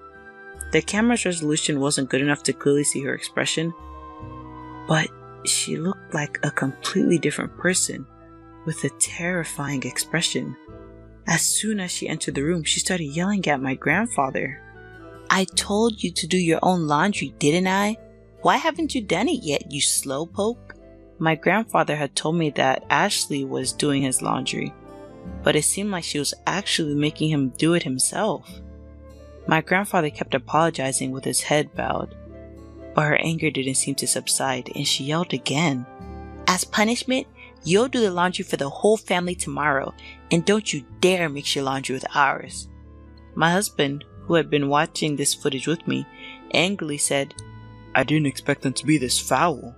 Can we bring your grandpa to live with us? I can't stand it anymore. I was happy to see my husband so upset on behalf of my grandfather. The horrible treatment of my grandfather by Ashley didn't end there. When dinner time came, only my grandfather's meal was brought to his room. She roughly placed the tray with the food on it and yelled again, "Hurry up and finish your meal, then bring the tray back to the kitchen." There seemed to only be rice and miso soup on the tray, with very little rice. Seeing my grandfather eating his meal alone in his room without even sharing a meal with the family made me want to cry. My husband and I went to my parents' house the next day and asked Alex, "Can we take Grandpa with us? He said not to push his care onto you, right?" Alex, seemingly overwhelmed by my determination, was about to agree to let us take our grandfather, but his wife intervened. "No, that's not going to happen. He'll continue living here, in his own home." Why would she want to keep him here, even though she treated him like a nuisance? I couldn't understand her reasoning. When we went to ask my grandfather for his opinion, he looked like he was about to cry. I can't take it anymore. I'm causing everyone to fight because of me. My grandfather, who had heard our argument, realized that he was the cause of the fight and was devastated. I immediately told my grandfather, "Grandpa, let's go to our house. We're leaving." I thought he would be happy, but he shook his head and refused, saying, "It would be too much trouble for you. I can't pay for my living expenses because my pension book and bank passbook have been taken away." Finally, I understood why Ashley didn't want to let my grandfather go. She must want to keep him here so she can take his pension. But I won't allow that. I confronted her. "Give back Grandpa's pension book and bank passbook. You've been using his money without his permission, haven't you?" She usually had a gentle expression, but that day, she revealed her true colors and glared at me with that demonic face, retorting, "I'm feeding him and doing housework for him, so I'm just using it as living expenses. It's not like I'm embezzling. That's a terrible thing to say." My husband showed her the secretly recorded video of my grandfather's room on his smartphone and began to speak. "It's despicable that you've been doing such horrible things to him. If we show this video to the city office or the police, you'll be in serious trouble." Ashley suddenly became submissive, apparently affected by my husband's threat.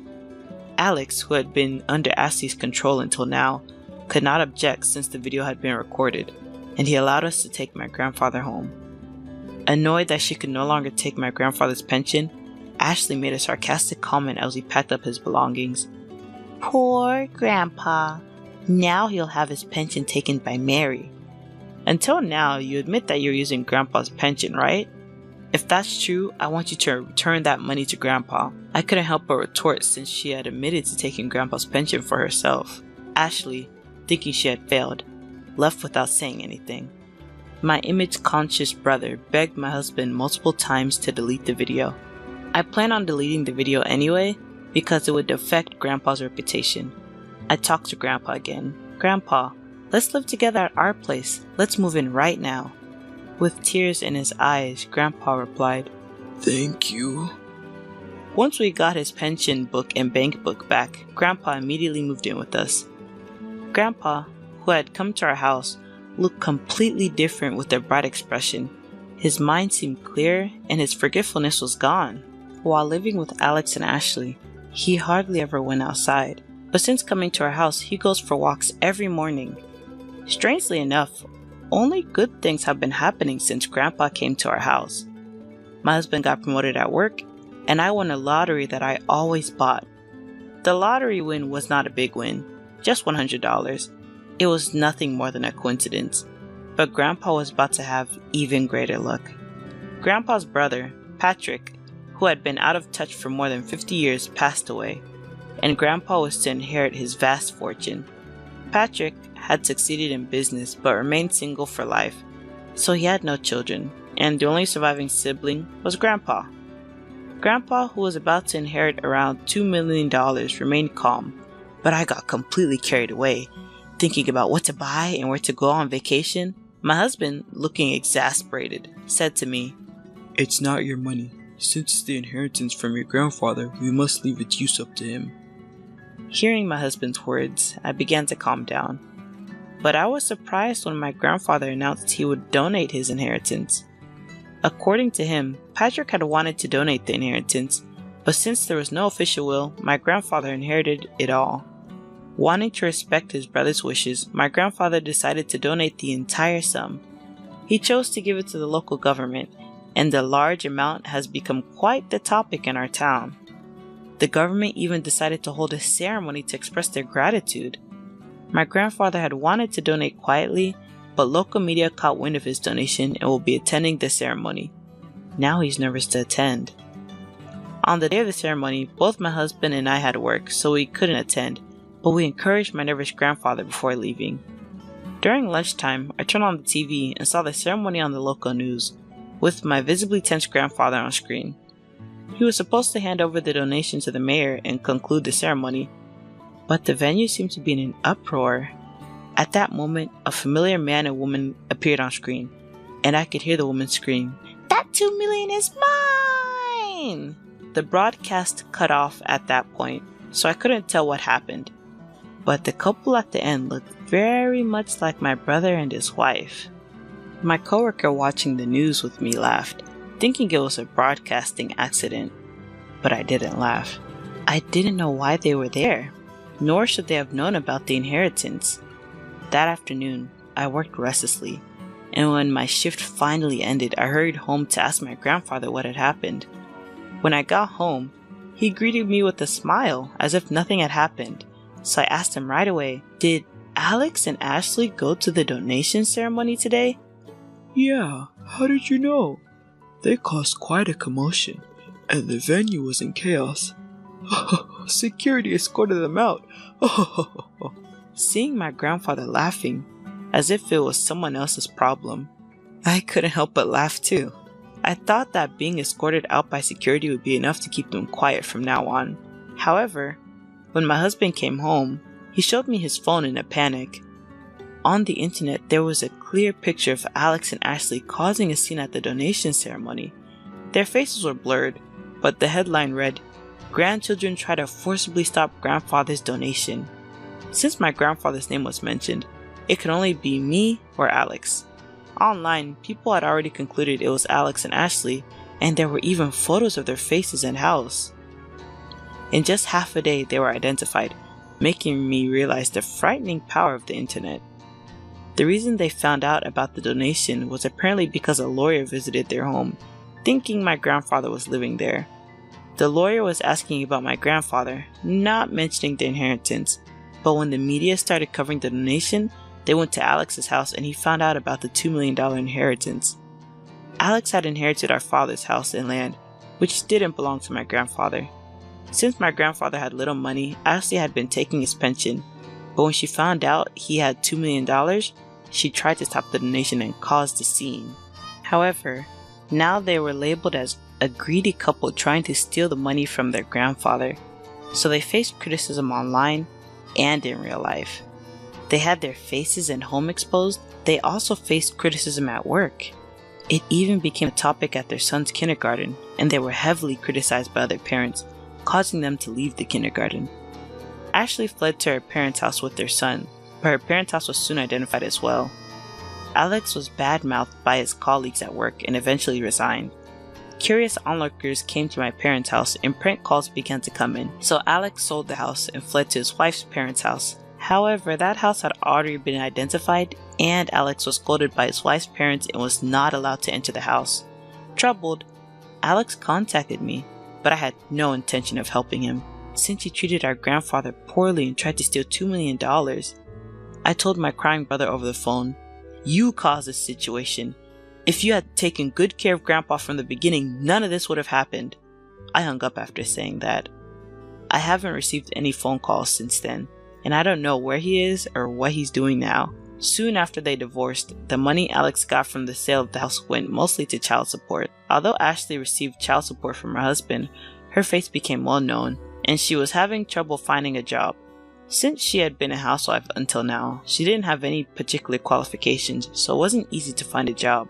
After returning to her parents' house, she could no longer go out and seemed to be living in hiding.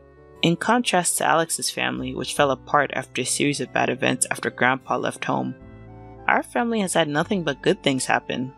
After the inheritance issue with Grandpa was resolved, it was discovered that I was pregnant, and both my husband and Grandpa were overjoyed. Grandpa is exercising every day by taking walks so that he can live long enough to hold his great-grandchild. My husband joked that ever since Grandpa came to our house, good things have been happening. They say that when a good luck charm enters a house, good things happen to that house. In our case, it might be Grandpa. That's why Alex's house declined after Grandpa left.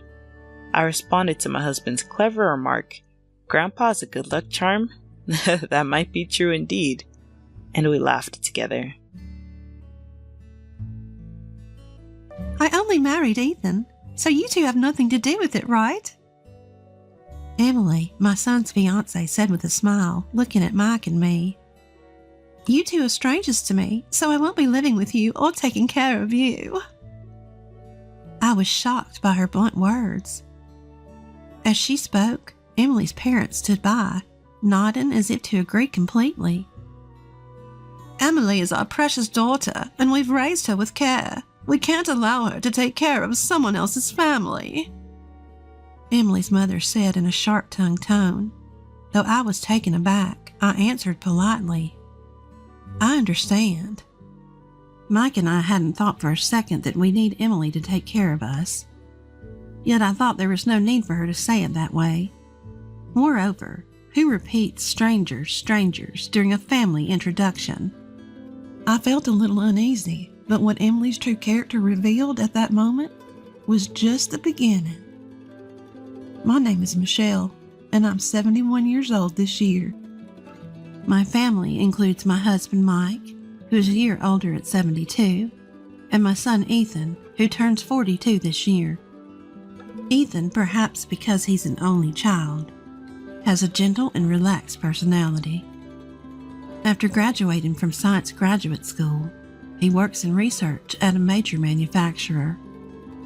After getting a job, he started living alone comfortably in a condominium near his company. Judging by the rather upscale condominium, it seems he's earning a decent salary. I'm not worried about that, but as a parent, I also hope he finds someone nice to settle down with. Of course, it's Ethan's choice, and I can't force him. That's when it happened. Ethan casually came home and reported, a little shyly, Actually, I'm dating someone right now. I'm thinking of getting married. I want to introduce her soon. Mike and I were surprised, as he had never shown any interest in women before. Sure enough, I must admit that I felt relieved. Well, isn't that wonderful? I said.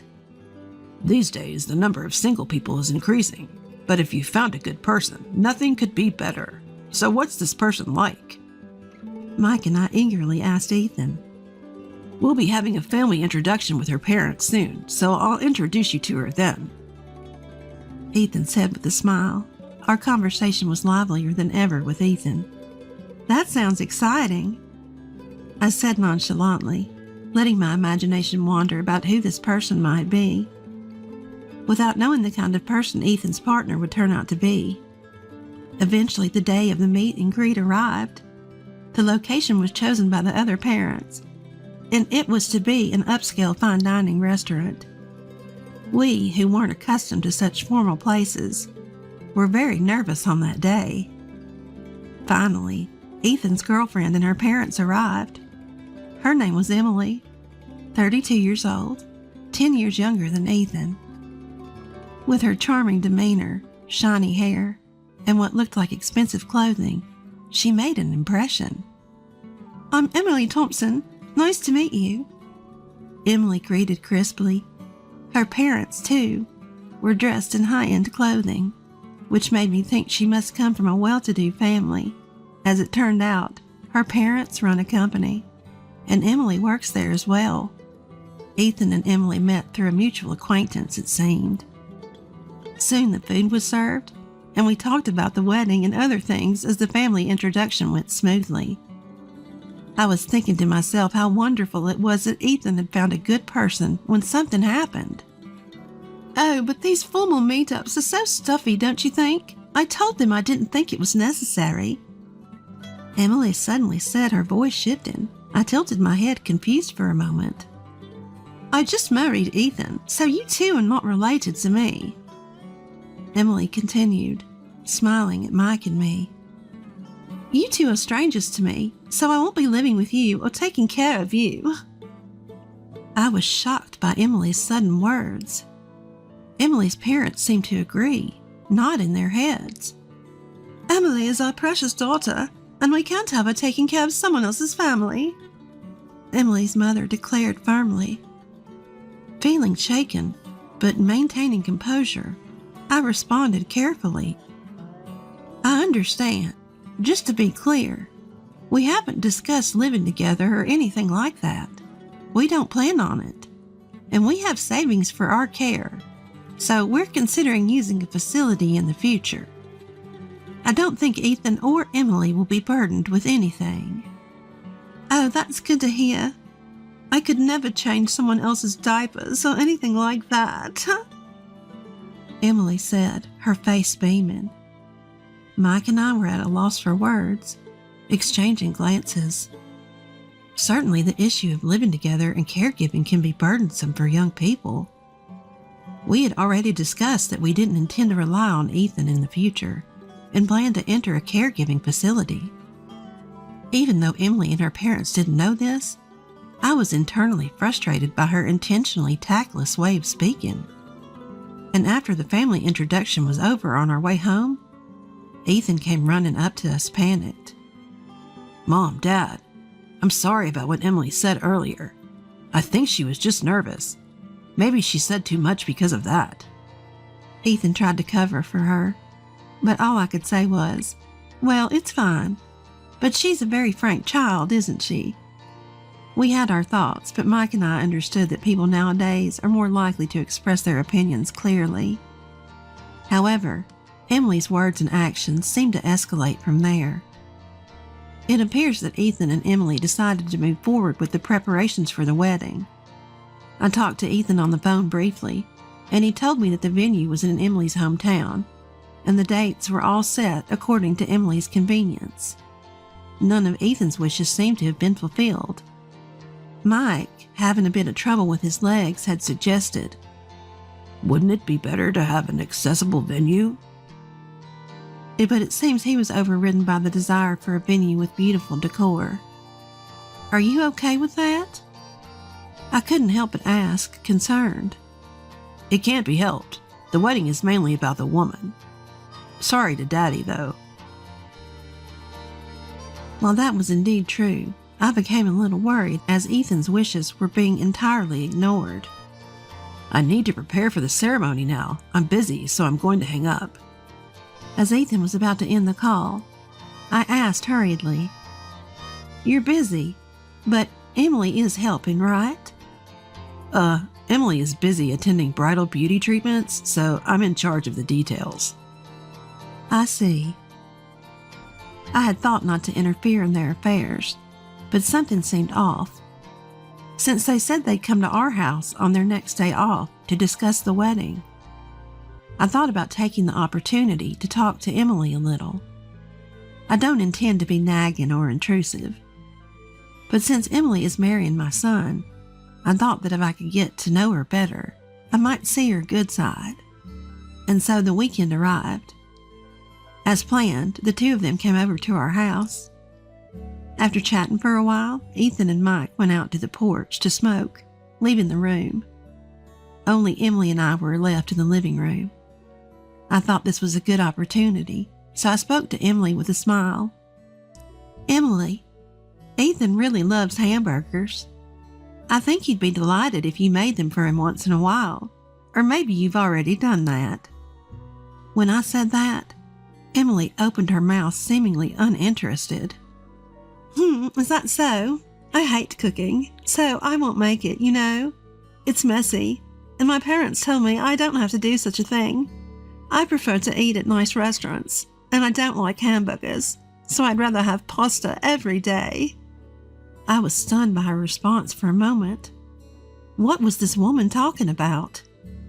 "Well, Emily, you're working too, so cooking every day must be hard, so it's good to eat out once in a while."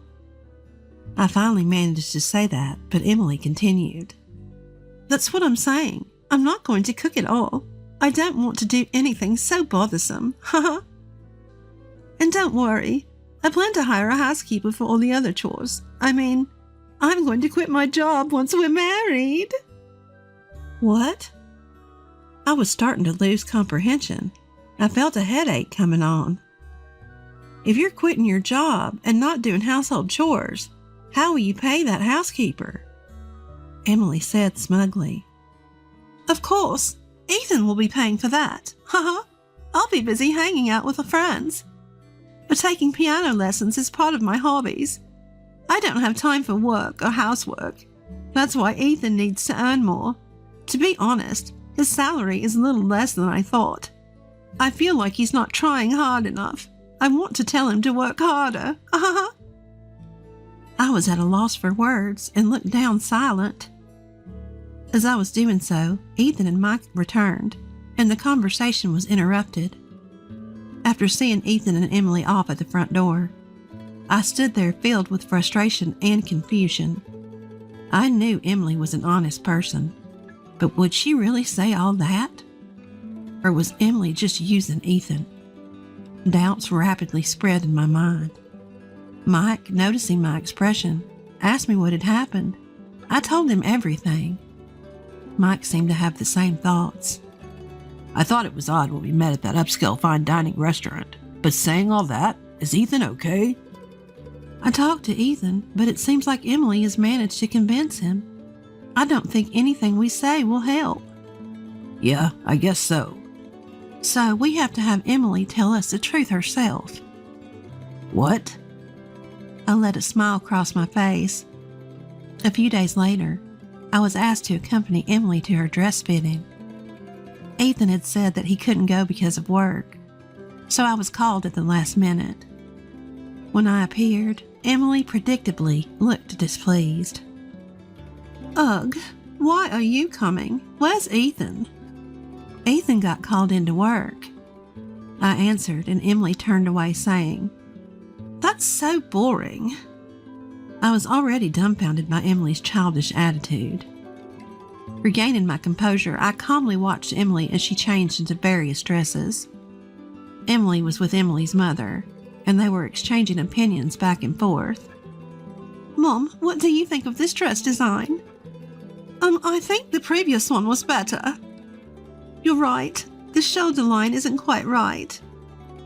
They seemed to have no regard for me, continuing their conversation just between the two of them. Even when I tried to engage them in conversation, they answered curtly. Emily's attitude was getting worse and worse, I thought to myself. Moreover, it seemed that Emily had been raised incredibly overprotected. Listening to their conversation, Emily was constantly asking her mother, Mom, I can't do that. Can you do it for me? Each time, Emily's mother would simply comply, saying, Sure. Considering this behavior, it made sense why she didn't cook. I can't quite let go of the previous dress. Take a picture, will you? Emily spoke to her mother, but I held up my mobile phone with a smile. I'll take the picture for you. Really, Auntie? Do you even know how to use a mobile phone? Make sure to send it to my mobile phone once you're done. Emily was consistently sharp-tongued. I took a few pictures and then sent them to Emily. At that moment, a staff member in charge of the dresses approached me, so I set my mobile phone on the table. Are you the mother-in-law? This dress is now available at a more affordable price. The staff member quickly started pitching to me. I responded vaguely and brushed it off, but Emily and Emily's mother, thinking I was focused on the conversation with the staff, started talking freely. What they were saying was astonishing.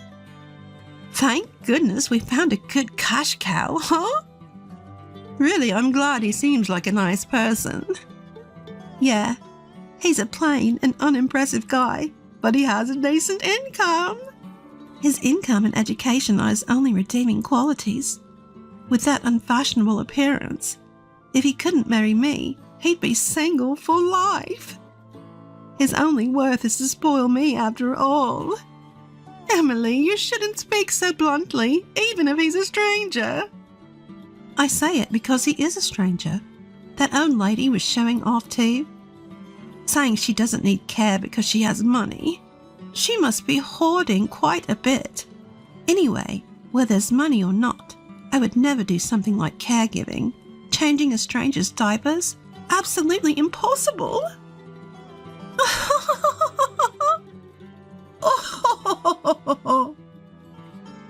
As Emily laughed saying that, Emily's mother also started laughing. Being spoken about so openly, I felt more astonished than angry. Emily indeed showed her terrible true nature. I ended the conversation with the staff and turned back to Emily and her mother. I have plans for today, so I'll be heading home. Is that so? Thanks anyway. Emily responded indifferently, not even looking at me. Leaving the chattering duo behind, I walked out of the dress shop. If they consider me a stranger, I won't hold back either. My plan was already in motion. That night, Ethan and I were visiting Emily's house. It was my first time at Emily's house, and I was surprised. I had heard that Emily's house was a fairly large single-family home, and indeed it was spacious, but it was completely neglected. Weeds were growing wild, and the window glass was cracked. What's going on, Ethan? You said you wanted to see me all of a sudden. Emily, coming out of the house, answered nonchalantly. I need to talk to you. Ethan spoke quietly. Ugh, it's late, and this is a hassle. Let's do it tomorrow. I really need to talk to you. It's important. Ethan, who's usually gentle, was persistent and spoke in a strong tone this time. Were you after my money? What? What are you talking about? Suddenly? There's no way that's true. What's happened, Ethan? Emily started to panic. I didn't think it was true either, but then I heard this. Ethan said that and took out my mobile phone. He pressed the play button on the recording app. Then Emily and Emily's mother's voices were heard. As Emily listened, her face turned pale. Yes, I had recorded their conversation while matching today's outfits. I played it for Ethan after we got back home. I explained it to Ethan myself at first, but he didn't believe me. However, when he heard the certain proof of their conversation, he seemed shocked. I felt sorry for him, but I thought this was the only way to wake him up. The conversation played. They were bad-mouthing Ethan, calling him a money tree and worse. This is some kind of mistake. Emily stammered. Don't make excuses. Emily's shoulders trembled at Ethan's sudden anger. I was surprised too. I had never seen the unusually mild-mannered Ethan so angry. I'm shocked that you thought of me that way. Even when you did whatever you wanted, I tried to bear it because I wanted to do my best to meet your wishes. But you never had any affection for me. I can't marry someone like that. The engagement is off. I'll cancel the wedding. Ethan stated firmly, and Emily fell silent. Then, just when I thought she had been quieted, she turned on us, glaring. If you found out, it can't be helped. But since you're the one calling off the wedding, you'll pay the cancellation fee and the compensation for breaking the engagement too. Ethan exclaimed. What? She was a greedy, outrageous woman. However, I calmly told her, do you think you're in a position to say something like that? Aren't you the one at a disadvantage? I challenged, holding my mobile phone up to Emily. This audio recording is evidence. You clearly stated that you're after my son for his money. You know what will happen if this gets out, right? My words sent Emily into a panic. Wait a minute. Mother-in-law. Mother-in-law? There's no reason for you to call me that. You're just a stranger in the end, aren't you? I laughed at Emily, who was at a loss for words. As you wish. I'll treat you as a stranger forever. I held back on speaking my mind because I thought you would become Ethan's wife. But if you're a stranger, I can say whatever I want. You're a money-hungry, useless woman. Ethan deserves better than someone like you. Emily's face turned bright red, whether from anger or embarrassment, and she trembled violently. Eventually, sensing something was amiss from our exchange, Emily's parents hurried over to us. What's going on here? I responded with a smile to Emily's mother, who asked with a composed face. This marriage is off, It seems your daughter was referring to my son as a cash cow. We'll be billing you for the compensation for the broken engagement and the cancellation fee for the venue." Emily's parents turned pale at my words and began to stammer excuses. But I had said all I needed to say, and we had no more business in this house. "Let's go," I urged Ethan, preparing to leave Emily's house. But before we left, I turned back to her parents and added one more thing. "Oh, by the way, it seems you've been neglecting the care of your home. It's unbearable to look at. Perhaps you should focus on that instead of expensive clothing." With those final words, Emily and her parents were left speechless.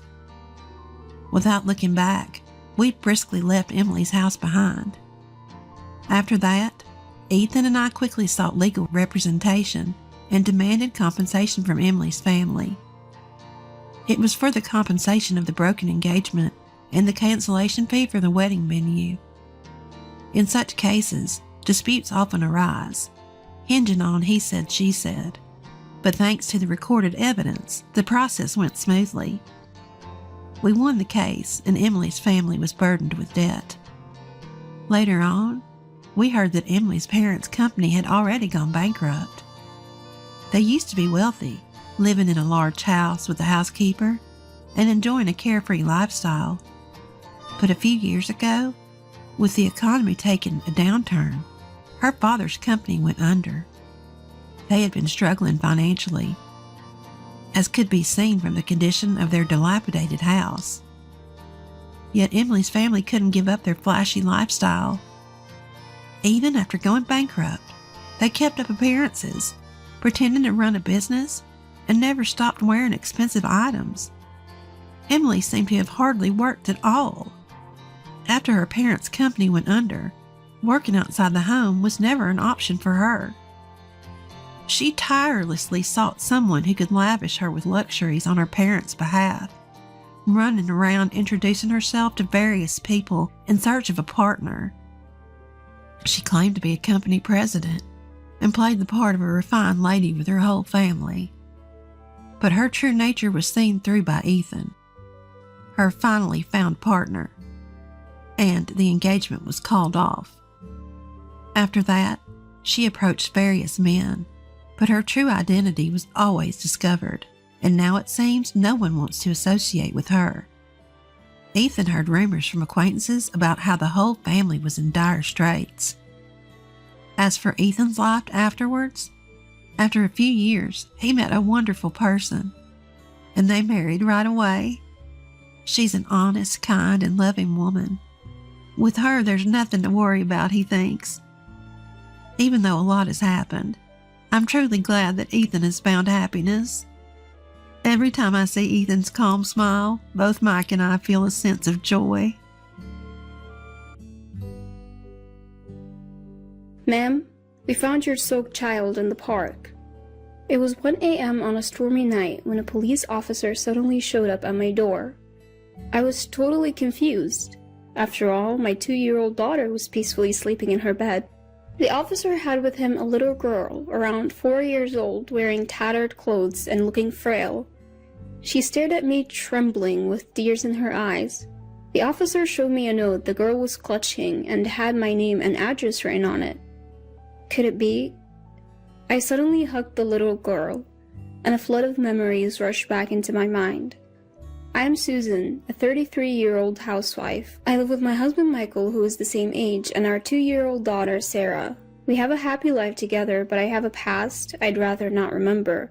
It was 5 years ago. I got married for the first time when I was 28.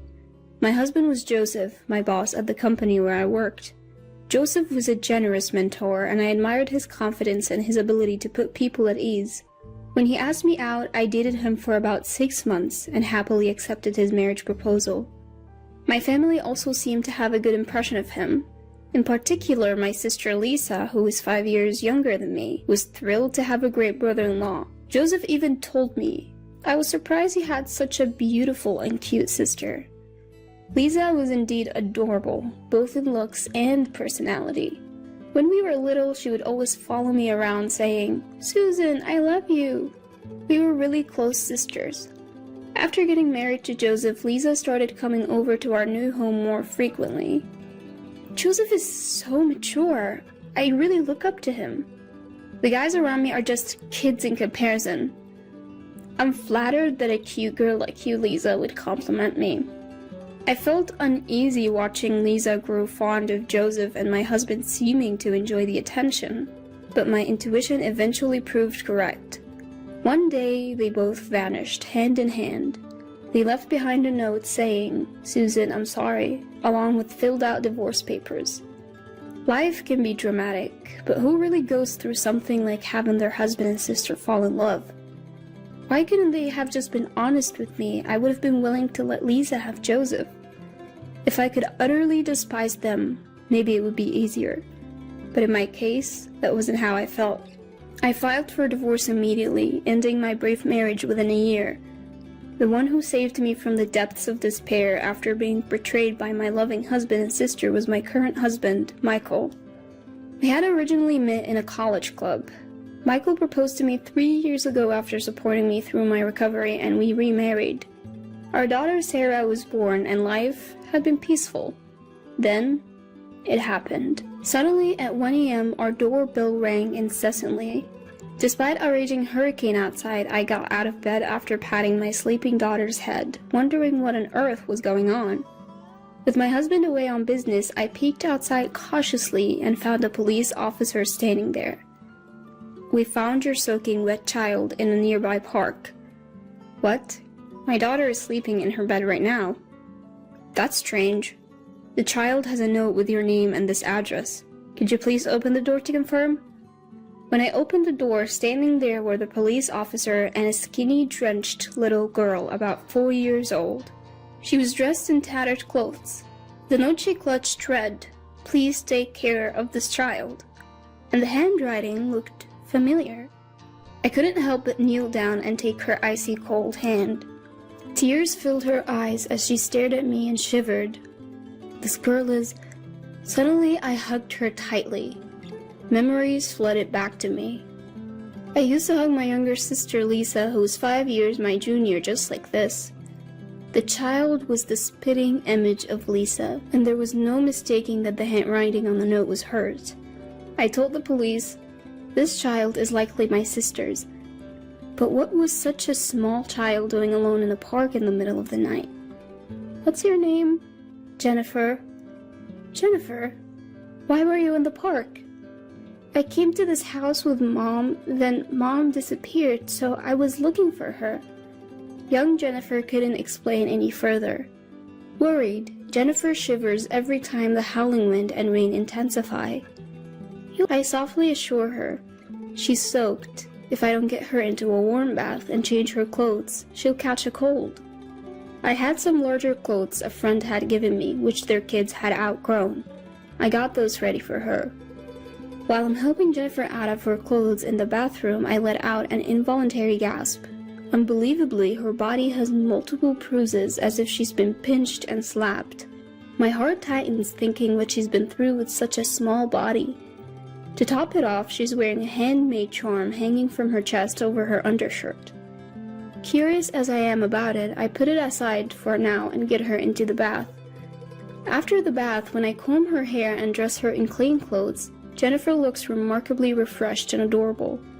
She's thin, but she strongly resembles my sister Lisa when she was young. I'm convinced Jennifer is Lisa's daughter. I took her into bed, wrap her in a blanket, and hug her. "Rest easy. Good night," I say. She murmurs, "So warm," and, reassured, falls deeply asleep. The next morning, while Jennifer and Sarah are still sleeping, my mobile phone rings. An unknown number. Cautiously, I answer. No one speaks, but I can hear faint breathing. "Lisa, is that you?" "No, it's me, Joseph. Long time. Glad your number hasn't changed, Susan." "It's my ex-husband, Joseph. What do you want now?" "Strange question, but are you taking care of a girl?" I hesitate, but feign ignorance, recalling last night. "What are you talking about?" "How's Lisa?" Joseph avoids answering and hangs up, saying, Never mind then. In truth, after Jennifer had gone to sleep, I'd opened the charm and found a letter inside. It read, "Susan, I'm sorry, I know I can't ask for favors now, but please take care of my daughter, Jennifer." Additionally, the letter had shocking revelations that left me trembling with anger. It also provided the location of the bar where my sister works, so I decided to go meet her. I'll leave Sarah and Jennifer with my mom at our family home. Seeing Jennifer, my mom softly holds her and says, "She looks just like Lisa," tears filling her eyes. A week ago, Lisa suddenly called. She said she wanted to apologize in person and asked for your address. So that's how she found me. I had my reservations, but she seemed desperate and kept insisting, so I reluctantly agreed. "I'm sorry. You did nothing wrong, Mom. Thanks to you, I might be able to help Lisa." "What?" "I'm entrusting these kids to you for that reason." So I left my family home and headed to the bar where Lisa works. It was only a 30-minute taxi ride away. Why didn't she ask for help sooner if she lived so close? I guess Lisa felt she couldn't rely on me no matter how tough things got. The bar was in a quiet corner of the entertainment district. Inside, it was dimly lit and smelled of alcohol and cigarettes. When I asked someone who looked like the owner about Lisa, he called for her right away. Stumbling from the back of the bar, Lisa appeared. The once plump and pretty Lisa I remember was gone. She looked skinny, worn out, and had a sickly complexion. I was lost for words. Lisa, who was still in her 20s, looked like a worn-out woman in her 40s or 50s. "Is that you, Lisa?" "Yeah, Susan, I'm sorry." After she finished saying this, Lisa stumbled and collapsed into my arms. That's when the owner coldly said, "She's not feeling well and can't work. Take her home." Seeing his attitude, I could easily imagine the harsh treatment Lisa had been getting here. I immediately took Lisa to the nearest hospital. The doctor diagnosed her with a severe illness, saying she came too late and doesn't have much time left. Lisa was immediately admitted. Overwhelmed by the news, I returned home and told my mom, who broke down crying. I, too, couldn't hold back my tears anymore. "I'll take care of Jennifer, Mom. Let's support Lisa together." "Yes, I'll do everything I can." Having made this promise with Mom, I took Jennifer and Sarah home. My husband Michael, who returned from a business trip that night, was shocked to see one more child in the house. When I discussed Jennifer with him, he said, "Let's pray for Lisa's recovery. In the meantime, Jennifer can stay with us." The next day, when we took Jennifer to visit her mom in the hospital, she ran up to Lisa crying. "Mom, I've missed you." "Jennifer, I'm sorry. Are you okay?" "Yeah, I'm fine. Aunt Susan is really nice." Tears in her eyes, Lisa lovingly stroked Jennifer's hair. My sister thanked me and gave me something to help protect Jennifer. From then on, Jennifer stayed with us and we occasionally took her to see Lisa in the hospital. After about 10 days, Jennifer, who had been so frail, started to look healthier and even smiled a bit. She grew fond of Sarah, almost as if they had been sisters forever. Just when I was happily watching the two of them play, I got a call from my mom back home. "Joseph just showed up at the house," she said. "I am demanding to know where Lisa and Jennifer are. Hand them over right now."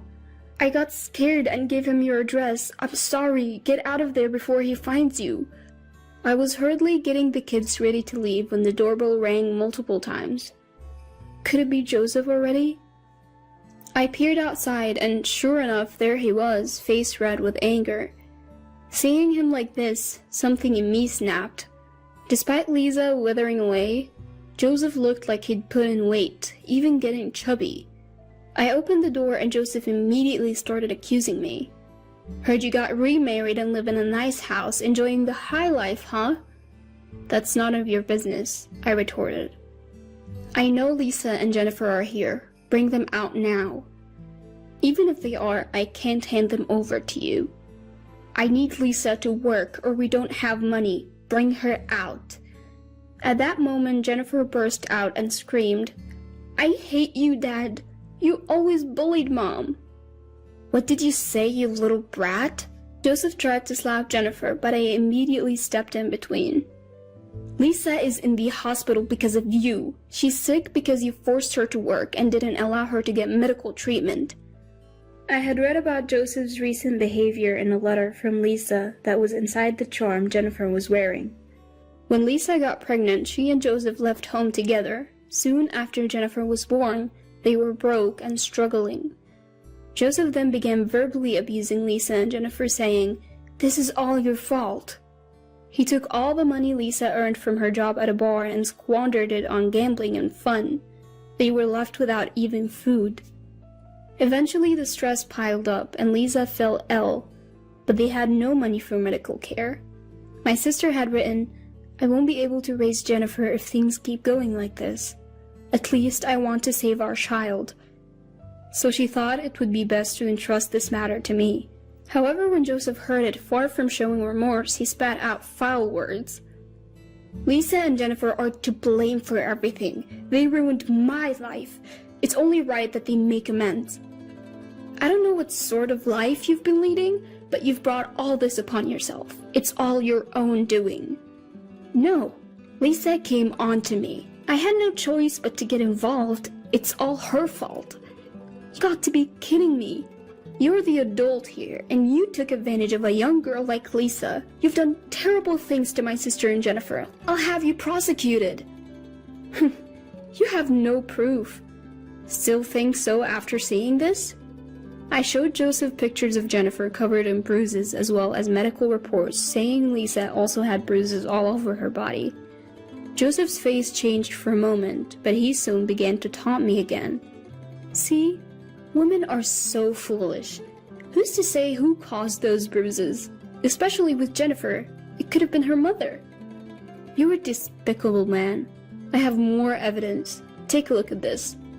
I showed him a mobile phone entrusted to me by Lisa. The phone contained audio clips of Joseph spewing abuse and committing acts of violence, providing ample evidence. Suddenly, Joseph lunged at me, trying to snatch the phone away. "Stop it. What are you doing?" At that moment, Michael and the police arrived, raising their voices and pulling Joseph's grabbing hand away from me.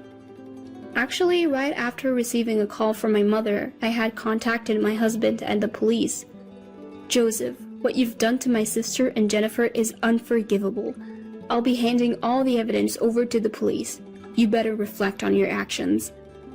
Joseph was immediately taken away in a police car. Michael looked at me with a mix of disbelief and concern, letting out a sigh. "You should have waited for me. What you did was reckless. I'm sorry, I just couldn't stand Joseph anymore. Are you hurt?" As he said this, looking me over for injuries, I felt so grateful that I had married this man. That night, we got a call from the hospital. Lisa's condition had suddenly worsened and she was critical. I rushed there with Jennifer. Lisa was barely breathing, but still conscious. "Hang in there. Joseph is arrested now. You're safe."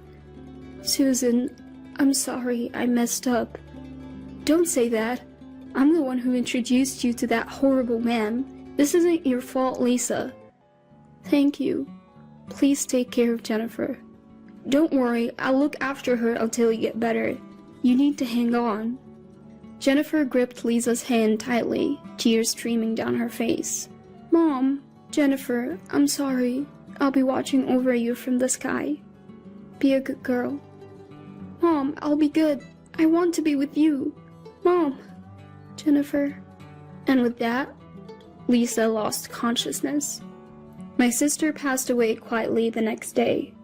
Our prayers went unanswered. If I had stayed with Joseph, my daughter and I might have faced a similar fate. I wonder if Lisa became my stand-in. I can't shake that feeling.